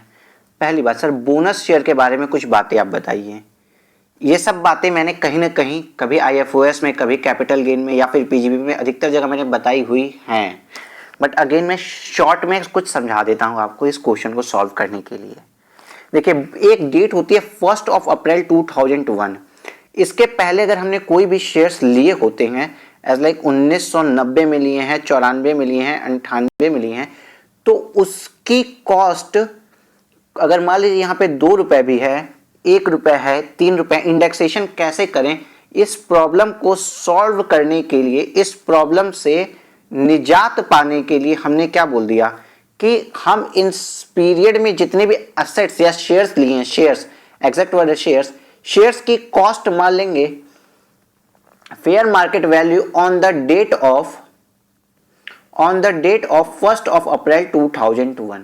ठीक है सर, इट मींस इस डेट के पहले अगर कोई बोनस शेयर भी हमें कोई इशू होता है ना, अगर इस डेट के पहले कोई बोनस शेयर भी इशू होता है, क्योंकि सर बोनस शेयर तो हमको फ्री में इशू होता है, तो इस डेट के पहले अगर कोई बोनस शेयर भी इशू होता है तो उसकी भी कॉस्ट क्या मान ली जाती है सर, उसकी कॉस्ट अगर मान लीजिए 1999 में हमको बोनस शेयर इशू हुआ तो उसकी कॉस्ट 1 अप्रैल 2001 को जो एफएमवी होगा वो मान लेंगे। क्लियर है सर? यहां तक क्लियर है। बट इस डेट के बाद के लिए कुछ अलग कहानी है। इस डेट के बाद मतलब 1 अप्रैल 2001 के बाद अगर कोई बोनस शेयर इशू हुआ है, तो कोई भी बोनस शेयर अगर इशू हुआ है तो उसकी कॉस्ट ऑलवेज निल ली जाती है। क्या ली जाती है सर? ऑलवेज निल। बोलिए ऑलवेज निल। ओके ठीक है सर। एक और दूसरा प्रोविजन आपके साथ आता है, रियल लाइफ बेसिस की मैं बात करता हूं। जब आप एक मान लीजिए निफ्टी है, निफ्टी में आप बैठे हुए यहां पे और निफ्टी में आप जब ट्रेडिंग कर रहे हैं and you are going to buy, आप किसी शेयर को बाई करते हैं, बोलिए रिलायंस के शेयर मान लीजिए आप बाई कर रहे हैं 1000 रुपीज में। ओके सर, आप जब भी कोई शेयर बाई करते हैं तो उस पर सिक्योरिटी ट्रांजैक्शन टैक्स लग के आता है। लेट से, मैं कोई परसेंटेज नहीं ले रहा हूं, लेट से सिक्योरिटी ट्रांजैक्शन टैक्स 50 रुपए लगा, लेट से मान लेते हैं। ठीक है सर, और यहां पे सर ब्रोकर की कमीशन भी लगती है, ब्रोकर कमीशन भी लगती है। जीरोधा हो, एडलवाइज हो, कार्वी हो, कोई भी हो, उनकी कमीशनिंग लगती है। लेट से वो लगी है 20 रुपए सर। कितनी लगी है? 20 रुपए। ठीक है, तो सर आपकी शेयर की कॉस्ट 1000 मानी जाए, 10,000 क्यों लिख दिया, सॉरी ये कितने हैं? 1000 है, सॉरी सर, सॉरी 1000 है। ठीक है, ठीक है सर। सर अगर आप ट्रेडिंग का बिजनेस कर रहे हैं ना पीजीबीपी में, तो ये जो कमीशनिंग गई है ब्रोकरेज की, इसको आपका खर्चा बोला जाता है। क्या? आपका एक्सपेंडिचर है और ये डिडक्टेबल होता है। मतलब अगर आपने सेल्स की होती 1000 रुपए की, 10,000 रुपए की, कुछ भी आप करें, सेल करें, परचेज करें, दोनों पे कमीशन लगती है। पहली बात आपको ये जानना होगा। इवन ये कमीशन आपके ईच ट्रांजैक्शन पे लगती है, आप सेल कर रहे हो या परचेज कर रहे हो, तो ये कमीशन आपका खर्चा आएगा। बट ये जो सिक्योरिटी ट्रांजैक्शन टैक्स है, इसको खर्चा नहीं मानते, इसको पीजीबीपी में आपके पीएनएल अकाउंट में अलाउड नहीं किया गया है, ये अलाउड नहीं है, इसको एज एन खर्चा नहीं मानते। ओके हाँ सर। और तो और इसको परचेज कॉस्ट में भी इंक्लूड नहीं करते। ऐसा भी नहीं कर सकते कि मान लेंगे आपने रिलायंस परचेज किया 1050 रुपए में, ना बाबा ना, इसको ऐसा बिल्कुल नहीं मानते। रिलायंस आपकी परचेज कॉस्ट, शेयर की परचेज कॉस्ट आपकी 1000 रुपए ही होगी, और ये जो सिक्योरिटी ट्रांजेक्शन टैक्स, ये जो P&L का खर्चा है, ये सिक्योरिटी ट्रांजेक्शन टैक्स, ये जो खर्चा है ना, इसको भी आप नहीं डाल पाओगे। ओके सर, ठीक है सर। आइए, और भी कुछ पढ़ना है सर? हाँ, एक और कंसेप्ट मैं आपको बताता हूं। ये अरुण जेटली गवर्नमेंट जब थी, अरुण जेटली की गवर्नमेंट नहीं कर सकती, जब अरुण जेटली साहब हमारे फाइनेंस मिनिस्टर थे, तब वो एक प्रोविजनिंग लेके आए, जो कि हम लोग आज भी पढ़ते हैं। पहले शेयर्स पे ना अगर लॉन्ग टर्म कैपिटल गेन होता था तो टोटली एग्जेम्प्ट होता था, बट आज की डेट में उस पर टैक्स लगता है, ये आपको भी पता है। ठीक है सर। तो सर जब उसको टैक्स लगाना था तो उन्होंने क्या किया, ये डेट एक आई 112A वाले की बात कर रहे हैं, जिसमें 1 लाख से ऊपर का कैपिटल गेन पे 10% टैक्स लगता है। ठीक है सर। उन्होंने बोला जैसे मान लीजिए अगर किसी के पास अगर शेयर्स पड़े हैं 1000 रिलायंस के, अगर अचानक से हम बोल देंगे कि इस डेट के बाद इसको सोल्ड करेंगे आप, अगर मैंने बोल दिया तो आपके ऊपर टैक्स लगेगा। मान लीजिए लेट से मैंने बोला अगर आपने 31 मार्च के बाद इसको सोल्ड किया तो इस पर टैक्स लगेगा, और हम ये अनाउंसमेंट अगर 28 फेब को कर रहे हैं तो नेक्स्ट डे इतने शेयर्स बिक जाएंगे कि पूरा का पूरा मार्केट गिर जाएगा। हाँ सर, बात तो सही है। अरुण जेटली ने क्या बोला था, वो पहले तो बैक डेट में, मतलब बीच में ही आ गया, फेब के महीने में उन्होंने एक अनाउंसमेंट कर दी। क्या कर दी कि 1 फरवरी 2018 के बाद जितने भी शेयर्स बिकेंगे ना, जितने भी शेयर्स बिकेंगे उस पर टैक्स लगेगा। हैं? हाँ सर, उसकी इनकम पे टैक्स आएगा। शेयर्स बिके और अगर आपको इनकम हुई तो उस पर टैक्स लगेगा, जो पहले एग्जेम्प्ट था। बट लोग परेशान हो जाते, इसलिए उन्होंने बोला लेकिन इस टैक्स के लिए आपकी कॉस्ट जो 31 जनवरी 2018 को जो फेयर मार्केट वैल्यू उस शेयर की थी वही आपकी कॉस्ट बना दी जाएगी। ठीक है, इसका मतलब जस्ट एक दिन पहले तक आपने जो कमाया वो एग्जेम्प्ट है और एक दिन बाद का ही टैक्स लगेगा, तो इससे मार्केट ड्रास्टिकली नहीं गिरता। बट सर सही शब्द तो ये भी नहीं है कि 31 जनवरी 2018 वाली आपकी कॉस्ट बन जाएगी। उन्होंने कॉस्ट बताने का एक और तरीका बोला। क्यों? मान लीजिए आपने 2005 में कोई शेयर खरीदा होता 200 रुपए का, और 31 जनवरी 2018 को उसकी वैल्यू अगर 150 रुपए होती, और हम ऐसे बोल देते कि 31 मार्च 2018 को जो फेयर मार्केट वैल्यू थी आपकी कॉस्ट हो जाती, तो एक्चुअल में आपने अपने पॉकेट से 200 रुपए पे किया था, बट आपकी कॉस्ट 150 रुपए बन जाती। इसलिए आपको सेव करने के लिए उन्होंने कुछ अलग तरीके से कहा। सर किस तरीके से उन्होंने कहा? थोड़ा अलग बोल गए। जैसे कि इसके लिए उन्होंने बोला कि पहली बात तो ये कि आपकी कॉस्ट ऑफ एक्विजिशन क्या है उस शेयर के लिए। लेट्स से कॉस्ट एक्विजिशन 150 एक जगह ले रहे हैं और एक जगह 200 रुपए ले रहे हैं। उन्होंने कहा आपकी कॉस्ट ऑफ एक्विजिशन क्या है, पहले नंबर पे तो हम ये देखेंगे, और दूसरे नंबर पे हम देखेंगे कि उस एसेट की fair market value on 31 of January 2018 कितनी थी, एंड आपने उसको बेचा कितने में है, आपने सेल्स वैल्यू कितनी ली है उसकी। ठीक है, हम ये तीन चीज कंसीडर करेंगे उस रिलायंस शेयर की कीमत निकालने के लिए। अगर आपके फेयर मार्केट वैल्यू और सेल्स वैल्यू इन दोनों में जो लोअर होगा, पहले तो हम इस स्टेप पे उसको चूज करेंगे, और जब हमको कॉस्ट बताना होगा तो नंबर 1 और नंबर 2 में जो हायर होगा उसको हम कंसीडर करेंगे। सर ऐसा क्यों? तो अब उसके एग्जांपल्स के लिए आप ऐसे देखते जाइए। अगर आपने एसेट 150 रुपए की कभी कॉस्ट पे खरीदी थी, आपको 2005 में मान लीजिए आपने 150 रुपए पे खरीदी थी, और 31 जनवरी 2018 पे उसकी वैल्यू कितनी है सर? 180 रुपए है। ठीक है, 180 रुपए है, और आपने उसको 200 रुपए पे बेच दिया, तो आपकी कॉस्ट कितनी बन गई? इन दोनों में लोअर मतलब 180 की कॉस्ट बना दी उन्होंने, और आपने लेट से सोल्ड किया 200 रुपए में बोला है, तो 200 माइनस 180 आपकी कॉस्ट हो गई। आपके ऊपर 20 रुपए का कैपिटल गेन आ गया। यही तो वो कह रहे थे कि 31 मार्च 2018 के बाद जो आप कमाओगे उसी पे टैक्स लगेगा, तो 20 पे ही तो टैक्स लगाया। अगेन सर दूसरा एग्जांपल, सर अब लो दूसरा एग्जांपल। ठीक है, आपने 200 रुपए में, 200 में मतलब यार, आपने 150 रुपए में ही खरीदा था इसको। अगेन आइए प्लीज थोड़ा सा अटेंशन दीजिएगा।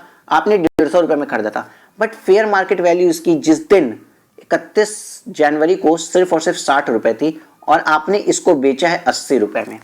आपने कितने में बेच दिया है? 80 रुपए में। तो अब क्या हुआ, आपने सेल्स कंसिडरेशन, आपकी फुल वैल्यू ऑफ कंसिडरेशन कितनी है? 80 रुपए। Sir full value of consideration आपकी कितनी है? 80 रुपए। कॉस्ट आपकी पूछते हैं, इंडेक्सेशन को अभी थोड़ा सा इग्नोर करिए समझने के लिए। अब आपके यहाँ पे टैक्स आएगा, गेन पे टैक्स, गेन कितना हुआ, ठीक है 80 रुपए sir full value of consideration थी आपकी सेल्स वैल्यू। कॉस्ट कितनी बताएं सर, कॉस्ट बोलने के लिए हमने क्या बोला, इन दोनों का लोअर लेंगे। फेयर मार्केट वैल्यू 31/1/2018 को 60 रुपए थी और 80 रुपए है। फेयर मार्केट वैल्यू लोअर वाली लेंगे 60 रुपए सर, 60 रुपए इसकी कॉस्ट, और जितने में एक्चुअल में खरीदते सर, एक्चुअली में मैंने 150 रुपए में खरीदा था तो कॉस्ट आपकी 150 बता दी गई, इन दोनों का हायर, मतलब आपको यहाँ कॉस्ट 150 रुपए लगेगी और आपको यहाँ लॉस होगा 70 रुपए का। ओ सर ये चीज है। एक और एग्जांपल सर, आपने खरीदा था 150 रुपए में, फेयर मार्केट वैल्यू मान लीजिए सर इस दिन 90 रुपए थी, इस दिन फेयर मार्केट वैल्यू आपकी 90 रुपए थी और आपने जो बेचा है ना इसको सर 40 रुपए में बेचा है।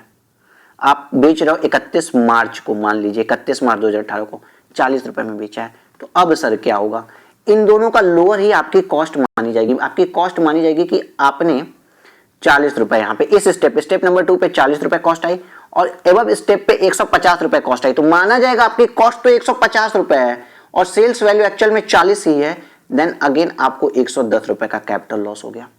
सर एक लास्ट एग्जांपल, अगर आपने 20 रुपए में उसको खरीदा था, सर पेन मत बदलो सर, ब्लू पेन कर लो, नहीं चलो इसे पेंशन करते हैं। मान लीजिए आपने इसको 20 रुपए में खरीदा था, आज की इसकी वैल्यू 90 रुपए है, बेचा आपने इसको 120 रुपए, बेचा आपने इसको 40 रुपए में, ठीक है 90 और 40 वाली चीज ले रहे हैं, ठीक है 20 वैल्यू है और 90 रुपए इसकी कॉस्ट है, 40 कॉस्ट थी, चलो ठीक है सर। अब क्या आएगा सर, हम इन दोनों का तो लोअर लेते हैं ना, तो कॉस्ट फेयर मार्केट वैल्यू 90 और सेल्स वैल्यू 40, इन दोनों का लोअर 40 रुपए यहाँ कॉस्ट आई, हाँ सर यहाँ कॉस्ट 40 रुपए आ गई, इस स्टेप नंबर 2 पे कॉस्ट 40 रुपए आ गई और स्टेप नंबर 1 की कॉस्ट सर 20 रुपए बोली है, इन दोनों का हायर हम कॉस्ट लेंगे, मतलब कॉस्ट 40 रुपए ले लेंगे, हाँ सर 40 रुपए कॉस्ट लेंगे, तो फुल वैल्यू ऑफ कंसिडरेशन जो मेरी सेल्स वैल्यू थी वो 40 थी, कॉस्ट भी मेरी 40 आ गई, मतलब हमको ना गेन हुआ ना लॉस हुआ, नील आया। ऐसे होता है इसका कैलकुलेशन, ठीक है सर। तो ये कुछ बातें जो मैंने आपको बताई हैं इस क्वेश्चन को पढ़ाने के पहले। अब ये क्वेश्चन हो गया आपके लिए बहुत ही ज्यादा आसान। मिस्टर एम परचेज किए 100 equity shares of messrs G company limited on 1 April 2005 में। यहां पे ये एक लाइन डायग्राम बनाते हैं, यहां पे 1 अप्रैल 2005 है जब इन्होंने ले लिए हैं 100 शेयर्स, ठीक है sir, at the rate of ₹1000 पर share in public issue of the company by issuing security transaction. अच्छा चलो, सेल्स और परचेज दोनों पे सिक्योरिटी ट्रांजेक्शन टैक्स पे है, क्योंकि परचेज पे तो पे हो गया और सेल्स पे तो अब लगता ही है। Company allotted bonus share in the ratio of 1:1 on 1/12/2018। He has also received a dividend on ₹10 पर शेयर ऑन 1/5/2019। मतलब यहां से 5 के बाद हम पहुंचे 1 दिसंबर 2018, 1 दिसंबर 2018 को जब हम पहुंच रहे हैं तो सर हमें पता चल रहा है कि यहां पर इनको बोनस शेयर मिला था 1:1, मतलब इनके पास पहले से 100 शेयर थे,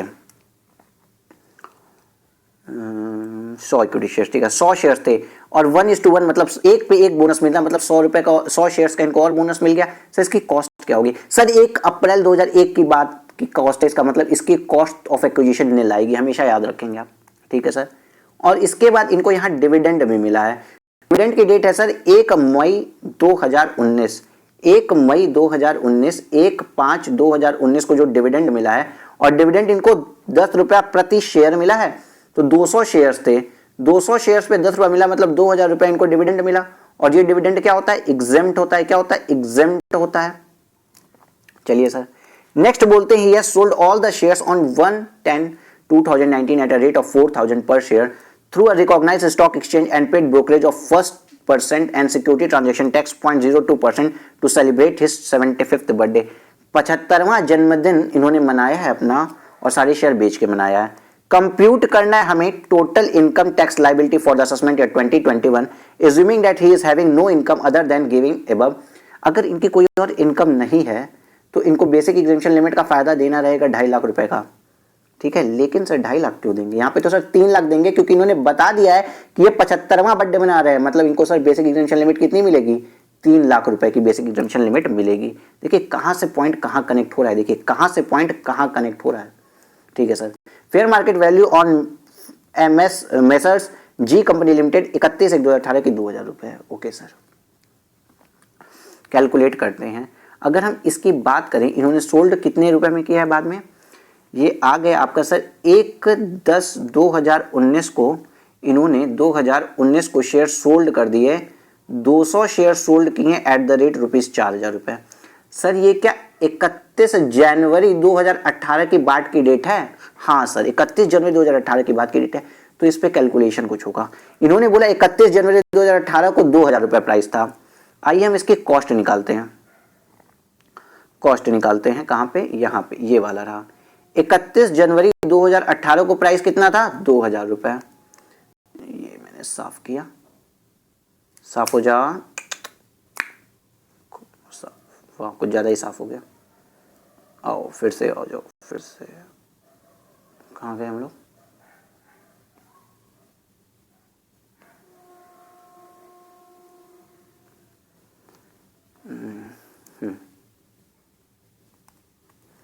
चलिए 31 जनवरी 2018 को क्या प्राइस था सर? ₹4,000। सर ₹4,000, सॉरी सर 31 जनवरी 2018 को ₹2,000 उसका प्राइस बताया था। एंड सेल्स वैल्यू सर ₹4,000 की है और हमारी कॉस्ट ऑफ एक्विजिशन सर ₹1,000 थी। तो जब हम कॉस्ट ऑफ एक्विजिशन इसकी निकालेंगे तो हम क्या बोलेंगे? इन दोनों का लोअर सर ₹2,000 लोअर है, तो सर और इन दोनों का हायर, तो मतलब सर 2,000 और 1,000 विच एवर इज हायर को हम बना देंगे। मतलब मेरी कॉस्ट ऑफ एक्विजिशन क्या बन गई सर? मेरी कॉस्ट ऑफ एक्विजिशन क्या बन गई सर? ₹2,000 बन गई। अब दूसरी बात समझिए, मैंने जो बोला था इंडेक्सेशन के इफेक्ट को छोड़िए, क्या शेयर्स की कीमत पे कभी इंडेक्सेशन होता है? क्या शेयर के क्रेडिट्स में कभी इंडेक्सेशन होता है? मतलब सर, मतलब कुछ ये है कि अगर आप प्रॉपर्टी परचेज कर रहे होते, हाउस प्रॉपर्टी, और बोलते हो कि आपने इसको सन 2000 में खरीदा था ₹5,00,000 के लिए, तो आज इस हाउस प्रॉपर्टी की कीमत कितनी होती है? तो वहां पे आप ये कैलकुलेट करते हो कि 2000 में, सन 2000 में ₹5,00,000 की जो कीमत थी वो 2020 में बढ़ के कितनी हो गई है। मतलब 5,000 का इक्विवेलेंट अमाउंट 2020 में कितना होता है, ये हम कैलकुलेट करते हैं। अगेन सुनिएगा, 5,00,000 का इक्विवेलेंट अमाउंट 20 साल बाद 2020 में कितना होता है, इसको हम कैलकुलेट करते हैं थ्रू द इंडेक्सेशन। हम घर की कीमत नहीं निकालते हैं वहां पे, देखिए फेयर मार्केट वैल्यू घर की तो वहां कुछ और होती है, बस हम ये कैलकुलेट करते हैं जो एसएससी ने ₹5,00,000 2000 में पे किए थे, उस ₹5,00,000 की इक्विवेलेंट कीमत आज की डेट में 2020 में कितनी है, through the indexation. But shares के केस में क्या जो फेयर मार्केट वैल्यू आपने मार्केट वैल्यू पे जो उस दिन परचेज किया था ₹2 पे, तो चूंकि रुपए में ट्रेड कर रहा होता है तो ₹2 बढ़ के 10 साल बाद 20 साल बाद कितना हो गया, ये आज का अपने आप शेयर की वैल्यू, ये जो शेयर की वैल्यू दिख रही होती है ना, ये ₹2 की आज की कीमत ही दिख रही होती है, इसीलिए इंडेक्सेशन नहीं होता। इसमें इंडेक्सेशन का टाइम वैल्यू ऑफ मनी का और कंपनी का, अगेन सुनिए, इंडेक्सेशन का टाइम वैल्यू ऑफ मनी का एंड जो कंपनी ने परफॉर्मेंस की वो सारी वैल्यू इंक्लूड होती है, इसलिए इंडेक्सेशन नहीं होता है। तो अगर मैंने आपको ये जो यहाँ पे छोटी सी बात बताई थी, इस तरीके से हमें क्या पता चल गया, कॉस्ट तो मेरी ₹2,000 आएगी। अब आइए सॉल्यूशन को पढ़ते हैं। आइए sir, computation of total income of tax liability of mister M, long term capital gain of sale of original shares. हमने ₹4,000 के शेयर्स बेचे हैं 100 शेयर्स के हिसाब से, तो ₹4,00,000 आ गया। लेस ब्रोकरेज, मैंने बताया था आपको ब्रोकरेज एक्सपेंस डिडक्ट होता है, ₹4,000 डिडक्ट हो गया। नेट सेल्स कंसिडरेशन मेरी 3,96,000 आई, यहां तक कोई दिक्कत नहीं होगी आपको। अब बात आ गई सर कॉस्ट ऑफ एक्विजिशन की, क्या होगी? ₹2,000 कॉस्ट ऑफ एक्विजिशन है, मैंने समझाया कैसे। तो 100 इंटू 2,000 मतलब ₹2,00,000 आपकी कॉस्ट ऑफ एक्विजिशन आ गई। लॉन्ग टर्म कैपिटल गेन कितने का आ गया आपका? ₹1,96,000 का। लॉन्ग टर्म कैपिटल गेन कितने का आ गया आपका? ₹1,96,000 का।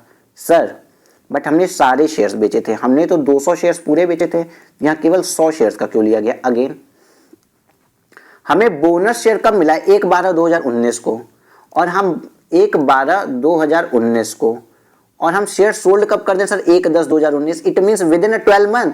हाँ सर, ये तो विद इन 12 मंथ सोल्ड कर रहे हैं, तो यहाँ पे ये शॉर्ट टर्म कैपिटल गेन आएगा बोनस शेयर के केस में। बोनस शेयर के केस में शॉर्ट टर्म कैपिटल गेन आएगा, इसको अलग से हम देखेंगे। तो देखिए short term capital gain in case of bonus share, again 100 share ₹4,000 के बिके, ब्रोकरेज 1% गई, लेकिन इसकी कॉस्ट ऑफ एक्विजिशन निल होती है। क्या होती है? निल होती है। तो जितने रुपए आए लेस, मतलब sales consideration minus expenses, net sales proceeds जो आती है वही मेरी यहाँ पे कैपिटल गेन में टैक्सेबल हो गई। तो टोटल कैपिटल गेन टैक्सेबल कितना हो गया, 1,96,000 प्लस 3,96,000। तो आप इसको जोड़िए कितना आता है, 6 6 12 के 2 हाथ लगा, 1 9 18 19, 5,92,000 यही फिगर है। 5,92,000 आपका टोटल इनकम आई है। अभी आपका सॉल्यूशन यहाँ पूरा नहीं हुआ है। नेक्स्ट पे आते हैं, टैक्स लायबिलिटी निकालेंगे। अच्छा देखिए, टैक्स लायबिलिटी निकालते हैं तो एक बात सोचिए, आपको 2.5 लाख, आपको 3 लाख रुपए तक की इनकम पे तो बेनिफिट मिलना है, 3 लाख रुपए की इनकम पे बेनिफिट मिलना है, ठीक है। अब आपके चॉइस पे आप एग्जेम्पशन या ये बेनिफिट कैसे सेट ऑफ करते हैं। आपकी जो लॉन्ग टर्म कैपिटल असेट है ना, इस वाली पे, इस पे लॉन्ग टर्म कैपिटल गेन यहाँ वाले पे आपको 10% का टैक्स रेट लगेगा शेयर एंड सिक्योरिटी के केस में, और शॉर्ट टर्म वाले पे सर का नॉर्मल रेट से कैलकुलेटेड होगा, 115A समझिए 15% कैलकुलेटेड होगा। कितने पे आएगा सर, 115A 111A है, सॉरी 111A है, ये 15% से जाएगा। मतलब सर आप चाहेंगे ना कि 3 लाख मेरा 15% वाली इनकम से पहले सेट ऑफ हो जाए। मतलब इस 3,96,000 मतलब सुनिए, 3 लाख रुपए आपको यूटिलाइज करने हैं as an basic exemption limit. तो आप किस इनकम को दिखाएंगे, जिस इनकम से 10% टैक्स देना पड़ रहा है या जिस इनकम पे ज्यादा टैक्स देना पड़ रहा है। सर जिस इनकम पे ज्यादा टैक्स देना पड़ रहा है, तो 3 लाख रुपए को आप सेट ऑफ कुछ इस तरीके से करेंगे, minus 3 lakh basic exemption limit, और आप 96,000 पे 15% का टैक्स रेट देना चाहेंगे। सेम अब यहाँ पे ये टैक्स लाइबिलिटी को क्या किया है, 15% ऑन 96,000। आप 96 3,96,000 माइनस 3 लाख, 15% 96,000 का आता है 14,400, और इसमें 1,96,000 रुपए में 1 लाख तक पे तो हमको टैक्स लगता ही नहीं है, सेक्शन 112A 112A। तो 1 लाख के ऊपर के अमाउंट पे 10% टैक्स लगा, मतलब 96 रुपए। Total tax rate total tax आपको लग गया 24,000 रुपए का। और add health and education cess हर बार ये होता है जो 4% 960 रुपए आपका टोटल टैक्स पेबल यहाँ पे आ गया 24,960। टोटल टैक्स पेबल यहाँ पे आ गया आपका 24,960 रुपए। अब सर देखिए इसमें इन्होंने लिखा क्या क्या है, बहुत ज्यादा ही कुछ लिख दिया इन्होंने, बहुत ज्यादा ही कुछ लिख दिया है। देखिए लिखा क्या क्या है। पहली बात लिख दी, long term capital gain exceeding ₹1 lakh on the sale of original shares through a recognised stock exchange, जिस पे एसटीटी पेड होती है एक्विजिशन के टाइम भी और सेल्स के टाइम भी, is taxable under 112A at a concessional rate of 10% without indexation benefit. Sir ये विदाउट इंडेक्सेशन बेनिफिट लिखने का क्या सिनेरियो था, इसका मतलब मैं बता चुका हूं आपको और रेगुलर बैच में बहुत अच्छे से बताया था। Cost of acquisition of such equity shares acquired before 1 February 2018 is higher of, इसको मैंने पूरा बताया। कॉस्ट ऑफ एक्विजिशन ऑफ ₹1,000 पर शेयर या लोअर ऑफ मार्केट वैल्यू जो उसकी थी 2,000 रुपए, या जितने पे हमने बेचा 4,000 रुपए पे। तो यहाँ पे क्या आ गया, इसका लोअर ऑफ लेना है मतलब हम 2,000 लेंगे, और इन दोनों का हायर ऑफ लेना है मतलब इन दोनों में हायर ऑफ 2,000 है, तो कॉस्ट ऑफ एक्विजिशन 2,000 बन गई। ठीक है sir, so that the acquisition of original share is 2,000 रुपए की कॉस्ट बन गई। इसको भी आपको समझाया हुआ है। यहाँ पे आइए, since bonus share is held less than 12 months before sales, the gain arising from the shares is short term capital gain chargeable to tax at the rate 15%। 111A की बात कर रहा है यहाँ पे। After adjusting the unexhausted basic exemption limit, sir unexhausted basic exemption limit को यहाँ पे सेट ऑफ करने का कारण सिर्फ यही है क्योंकि ये जो इनकम है ज्यादा इसका टैक्स रेट है। लॉन्ग टर्म वाले का तो 10% है, इसका 15, ज्यादा टैक्स रेट है, इसलिए हम इससे सेट ऑफ करेंगे जिससे मेरा टैक्स बच पाए। Since mister M is over 60 year age, he is entitled to higher basic exemption limit of 3 lakh. आपने यहाँ 75th बर्थडे से भी टॉपिक निकाला है। देखिए ये क्वेश्चन कितने अच्छे से फ्रेम होते हैं। Dividend income received from mister G, company is exempt under section 1034, उसका कुछ करना ही नहीं था, एग्जेम्प्ट थी। Brokerage paid is allowable since is an expenditure incurred wholly and exclusively in the connection with the transfer, hence it qualifies for deduction under section 48(1). cost of bonus share will be nil, ये भी आपको बताया गया। और security transaction tax is not allowable as deduction, allowable नहीं है as an deduction यहाँ पे, ठीक है। डिडक्शन के लिए अलाउड नहीं होता है। ओके सर, पूरा का पूरा वही चीज जो आपको समझाया था। ये वाला पेज पे देखिए मैंने आपको बहुत सी चीजें इस वाले पेज पे आपको समझाई हैं। ये कुछ ज्यादा ही इंपॉर्टेंट चीजें थी, कुछ ज्यादा ही इंपॉर्टेंट चीजें थी। हर सेक्शन से कुछ कुछ पॉइंट उठाए थे, इसलिए मैंने आपको यहाँ पे इसकी ब्रीफिंग कर दी थी। Okay sir, yes. अब हम आते हैं क्वेश्चन नंबर 3 पे। कहां पे सर आए हैं सर, क्वेश्चन नंबर 3 पे। फर्स्ट ऑफ ऑल इस क्वेश्चन की मैं बात बताऊं, it is a most easy question. ये बहुत इजी क्वेश्चन है, बट ये seems to be most difficult. आपको क्या करना है, आपको अगर सारे बेसिक प्रोविजंस पता है ना, तो सिर्फ उसी का यूटिलाइजेशन है इसमें, सिर्फ उसी की एप्लीकेशन है इसमें। आपको लगेगा सर यहाँ पे कुछ स्पेसिफिक लगना चाहिए, बेटा ऐसा कहीं कुछ नहीं होगा। देखिए miss Harshita purchase a land of cost ₹35 lakh in the financial year 2003-4 and held for the same as the capital asset till 31 March 2011। She started her real estate business on 1 April 2011 and converted the said land into stock in trade for her business as on the said date when the fair market value of the land was 210 lakh. कुछ नहीं हुआ sir, कुछ भी नहीं हुआ। यहाँ पे miss Harshita थी सर, ये मिस हर्षिता थी, ये लैंड होल्ड कर रही थी 3-4 से अपनी कैपिटल एसेट, और स्टॉक इन ट्रेड में इन्होंने कन्वर्ट कब किया है? 1 अप्रैल 2011 को। मतलब फाइनेंशियल ईयर 3-4 से लेके 31 मार्च 2011 तक, 31 मार्च 2011 मतलब 2010-11 तक ये यहाँ पे था, और 3-4 से लेके 10-11 तक ये कैपिटल एसेट बना रहा। तो यहाँ पे क्या आएगा? मेरा फेयर मार्केट वैल्यू को मान लिया जाएगा इसकी कॉस्ट ऑफ एक्विजिशन, लेस कर देंगे index cost of acquisition. Fair market value की क्या मान लिया जाएगा?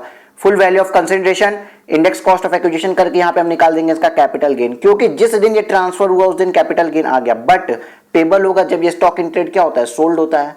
चलिए यहां तक बात क्लियर है? अभी तक जितना पढ़ा उसके हिसाब से चल रहा है। C constructed 15 flat on equal size, quality and dimension. Cost of construction of each flat is 10 lakh.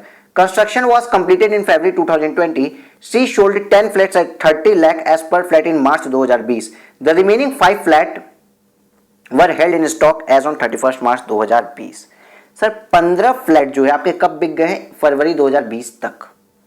ठीक है सर। चलिए सर इंडेक्सेशन देख लेते हैं, 109 और 184। ओके सर, इसकी इंडेक्स कॉस्ट ऑफ एक्विजिशन अब निकाल लें। इंडेक्सेशन हो जाएगा, ये कॉस्ट थी 35 लाख।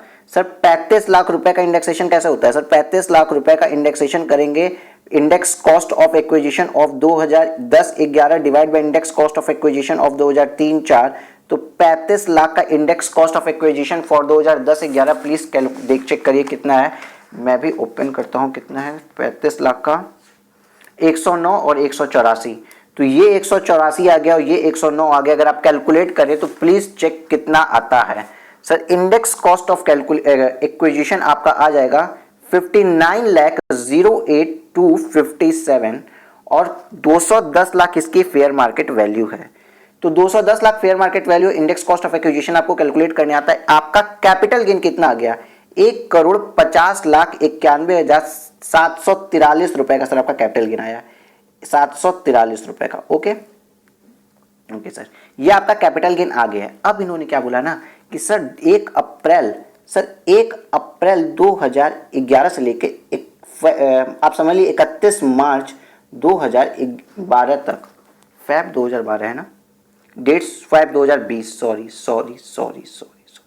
फैब 2020 में इन्होंने construction cost of construction 10 lakh construction complete हुआ फरवरी 2020 में और मार्च 2020। ठीक है 31 मार्च 2020 में फैब में कन्वर्ट कंप्लीट हुआ, 31 मार्च 2020 में सोल्ड किए हैं और ये 15 फ्लैट्स बना दिए, जिसमें से 10 फ्लैट्स ही सोल्ड हुए।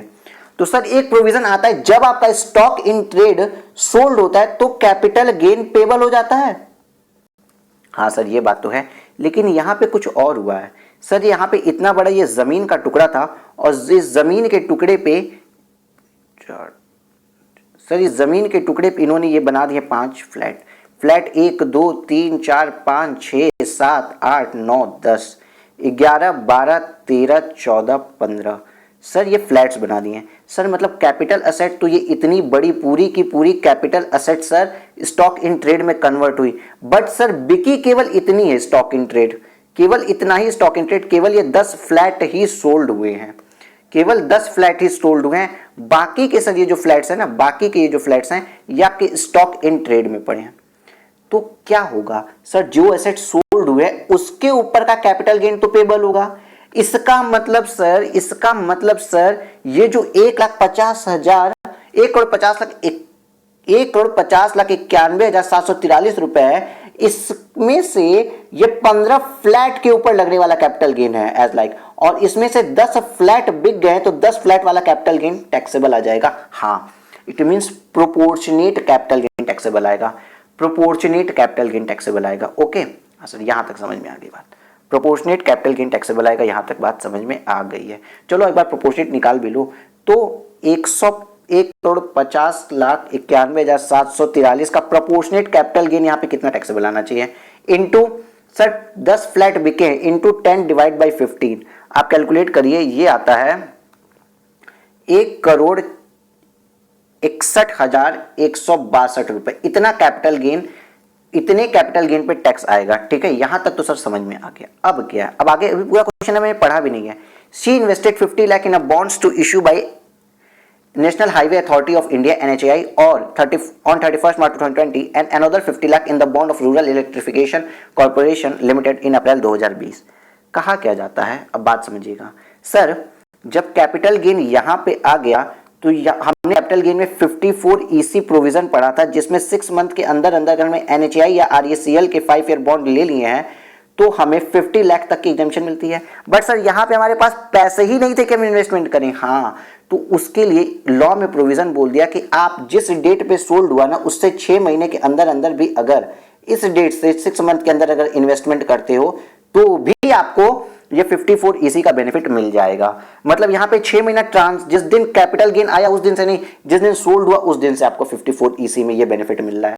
तो यहाँ पे इन्होंने क्वेश्चन में देखिए क्या बोला है कि 31 मार्च 2020 को, मतलब फेब 2020 को बिका है, उससे 6 महीने के अंदर 50 लाख रुपए NHAI में और 50 लाख रुपए RECL में बॉन्ड इश्यू किए हैं। यहाँ पे आपको क्वेश्चन ये डालना है कि 54 EC में मैक्सिमम हमको 50 लाख का डिडक्शन मिल सकता है। तो गलती से 50 लाख ये और 50 लाख ये मत कर लीजिएगा, मैक्सिमम आपको 50 लाख का ही डिडक्शन यहां मिल सकता है। इस चीज को बहुत अच्छे से आप ध्यान रखेंगे। तो आपका कैपिटल गेन जितना भी आया 1 लाख अराउंड के अराउंड, ये वाला जो कैपिटल गेन आया इसमें सर आपका 50 लाख रुपए का डिडक्शन में मिल गया है। थोड़ा सा राइटिंग ऐसी होती जा रही है बट आप उसको नोटिस करिएगा। तो 1,61,162 में से 50 लाख जाता है तो होता है सर 50,61,162 रुपए।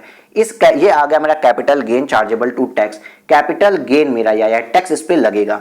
ठीक है सर, हमसे पूछ रहा है compute the amount of chargeable capital gain and business income in the hands of Mrs. Harshita arising from the above transaction for the assessment year 2021 indicating clearly reason of the treatment of each item। तो sir capital gain तो हमने calculate कर लिया। अब हम अगर calculate करें कि मेरी सेल्स क्या होगी, मतलब बिजनेस इनकम कितनी होगी, बिजनेस इनकम हम कैलकुलेट कर रहे हैं।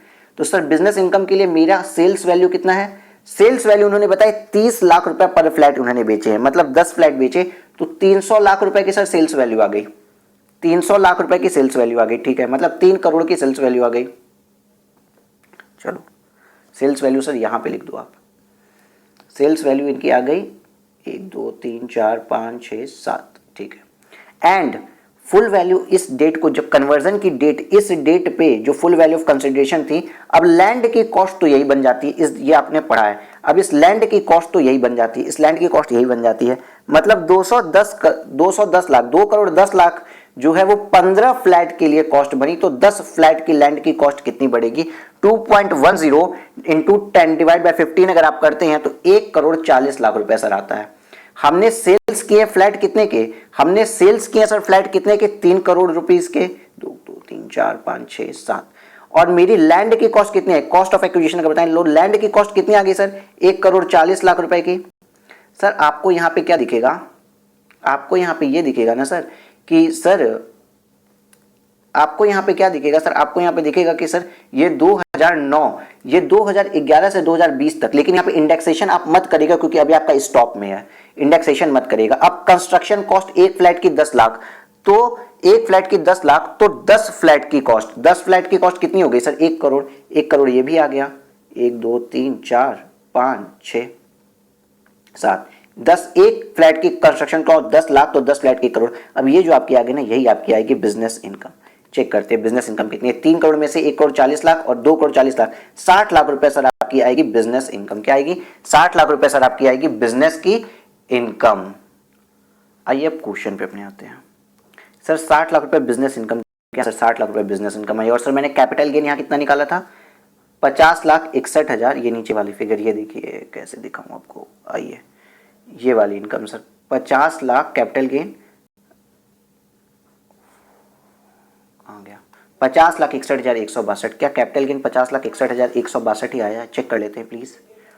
50,61,162 इतना इजी था, सिर्फ सिंपल प्रोविजंस लगे। आइए पढ़ा देते हैं आपको। Computation of capital gain and business income of Archita. Capital gain 2 crore 10 lakh में हमने कन्वर्जन की डेट पे, कन्वर्जन जब हमने क्या किया इसी तरीके से था, कैपिटल एसेट से stock in trade, stock in trade से बिजनेस इनकम, ठीक है। तो कन्वर्जन 2 करोड़ 10 लाख का था। उस दिन मेरी जो 35 लाख की एसेट थी उसकी इंडेक्स कॉस्ट ऑफ एक्विजिशन कितनी आई वो कैलकुलेट कर लिए। तो 2 करोड़ 10 लाख में से index cost of acquisition deduct करने के बाद जो वैल्यू आई, ये क्या है मेरी, ये क्या है मेरी कैपिटल गेन है, ये है मेरी कैपिटल गेन। बट हमको कैपिटल गेन, ये 15 फ्लैट्स, इस पे 15 फ्लैट बने तो ये 15 फ्लैट के लिए कैपिटल गेन हो गया, लेकिन बिके मेरे 10 ही हैं, तो 10 फ्लैट के लिए कैपिटल गेन कितना होगा, इसको आप 10/15 कर सकते हैं। यहाँ पे 2/3 किया, बट 10/15 आप ज्यादा अच्छे से समझ जाएंगे। करते हैं तो इतने रुपए आते हैं 10 फ्लैट के लिए कैपिटल गेन, इतने रुपए आते हैं 10 फ्लैट के लिए कैपिटल गेन। और 54 ईसी की एग्जेम्पशन मिल जाएगी 50 लाख रुपए। तो capital gain chargeable to tax कितना आया, capital gain chargeable to tax कितना आया, 50,61,162। 54 ईसी को आपको नहीं भूलना है। और क्वेश्चन यहां पे लिख देना है कि कहीं गलती से आप 1 करोड़ मत दे दीजिएगा या फिर 0 मत कर दीजिएगा, क्योंकि 54 EC stock in trade conversion पे कैपिटल गेन तो लग गया, लेकिन जब ये सोल्ड हुआ ना, जब स्टॉक सोल्ड हुआ उससे 6 मंथ मिलता है, सोल्ड की डेट से 6 मंथ मिलता है, और केवल 50 लाख तक की इसकी एग्जेम्पशन मिलती है। बिजनेस इनकम में क्या होगा, 3 करोड़ में फ्लैट बिका, जमीन की कीमत मांगते हैं सर, 15 फ्लैट की जमीन की कीमत 210 लाख थी, तो 10 फ्लैट की जमीन की कीमत 1 करोड़ 40 लाख रुपए हो गई। कॉस्ट ऑफ कंस्ट्रक्शन 10 लाख एक फ्लैट का, तो 10 लाख का 1 करोड़, और बिजनेस इनकम आपकी 60 लाख रुपए आ गई। यही पूरा सॉल्यूशन है। और अब इसमें हम जो नोट्स लिखे हैं उस नोट्स को पढ़ लेते हैं। नोट्स नंबर 1, नोट्स हमें लिखने हैं क्योंकि ये हमको मार्क्स दिलाते हैं। Notes number 1, the conversion of a capital asset into stock in trade is treated as a transfer under section 247. It would be treated as transfer in the year in which the capital asset is converted into stock in trade. वही बात कही कि जिस year में capital asset, यार यही बात तो कही, ये था जिस ईयर में स्टॉक इन ट्रेड में कन्वर्ट किए उस ईयर में इसको क्या बोल देंगे, कैपिटल गेन उस ईयर में आ गया है, ठीक है। However as per section 45 two क्या बताता है, the capital gain arising from the transfer of by way of conversion of capital asset into stock in trade will be chargeable to tax only in the year in which stock in trade sold. और ये capital gain तो यहां आ गया, लेकिन taxable कब होगा, वो taxable chargeable to tax तब होगा जब वो स्टॉक इन ट्रेड सोल्ड हो जाएगा, ठीक है sir. The indexation benefit computing index cost of acquisition would be however be available up to the year of conversion. Indexation benefit कहां तक मिल रहा है सर, indexation benefit यहीं तक मिल रहा है, ये भी मैंने आपको बताया। Capital asset into stock in trade and not for the year of sale to stock in trade, यहां से यहां तक नहीं मिलेगा क्योंकि अभी आपका स्टॉक हो चुका है, स्टॉक पे कैपिटल गेन नहीं मिलता है, इंडेक्सेशन बेनिफिट स्टॉक पे नहीं मिलता है। For the purpose of computing capital gain in the such case the fair market value of capital asset on the date on which converted into stock in trade shall be deemed to be the full value of consideration received occurring as a result of transfer of the capital asset। 210 lakh ही आएगा, जो मैंने बताया कि इस date को ही जो fair market value उसको फुल वैल्यू ऑफ कंसिडरेशन मान लिया जाता है। इस केस में 2/3 of the stock in trade, क्योंकि 10 फ्लैट बिके हैं 15 में से, is sold in previous 1920 only proportionate capital gain would be chargeable to tax. इसने जितने अच्छे से लिखा उससे ज्यादा अच्छे तरीके से आपको समझा दिया बेटा। On sale of such stock in trade, business income would be arise। जब हम स्टॉक इन ट्रेड को बेचेंगे तो बिजनेस इनकम ही आएगी, कोई नई बात नहीं लिखी। अगर आपको स्पीड ज्यादा लिख रही है तो 0.75 पे देख सकते हैं। The business income chargeable to tax would be difference between the price at which stock in trade sold and the fair market value on the date of conversion and to the capital asset। मतलब यार कुछ नहीं, land की value plus construction cost दोनों को add करके ही sales value में से हम माइनस कर देंगे, यही बात लिखी है। In the above conversion of capital asset into stock in trade and subsequent sale in stock in trade, the period of 6 months is to be reckoned। कहां से शुरू होता है, from the date of sale of stock in trade for the purpose of exemption section 54AC। In this case, since the investment in bond of NHI would have been made within 6 months from the sale of flat, the same qualifies for exemption section 54EC। मतलब बोल रहा है 54EC कहां से start होता है, यहां से 6 महीना स्टार्ट होगा सोल्ड की डेट से, ठीक है। With respect to long-term capital gain arising to the land and building both in the financial year, the maximum deduction under section 54AC will be 50 lakh। maximum deduction कितना मिल सकता है सर, 50 लाख ही मिल सकता है। Whether the investment in bond of NHI or RECL are made in the same financial year or next financial year।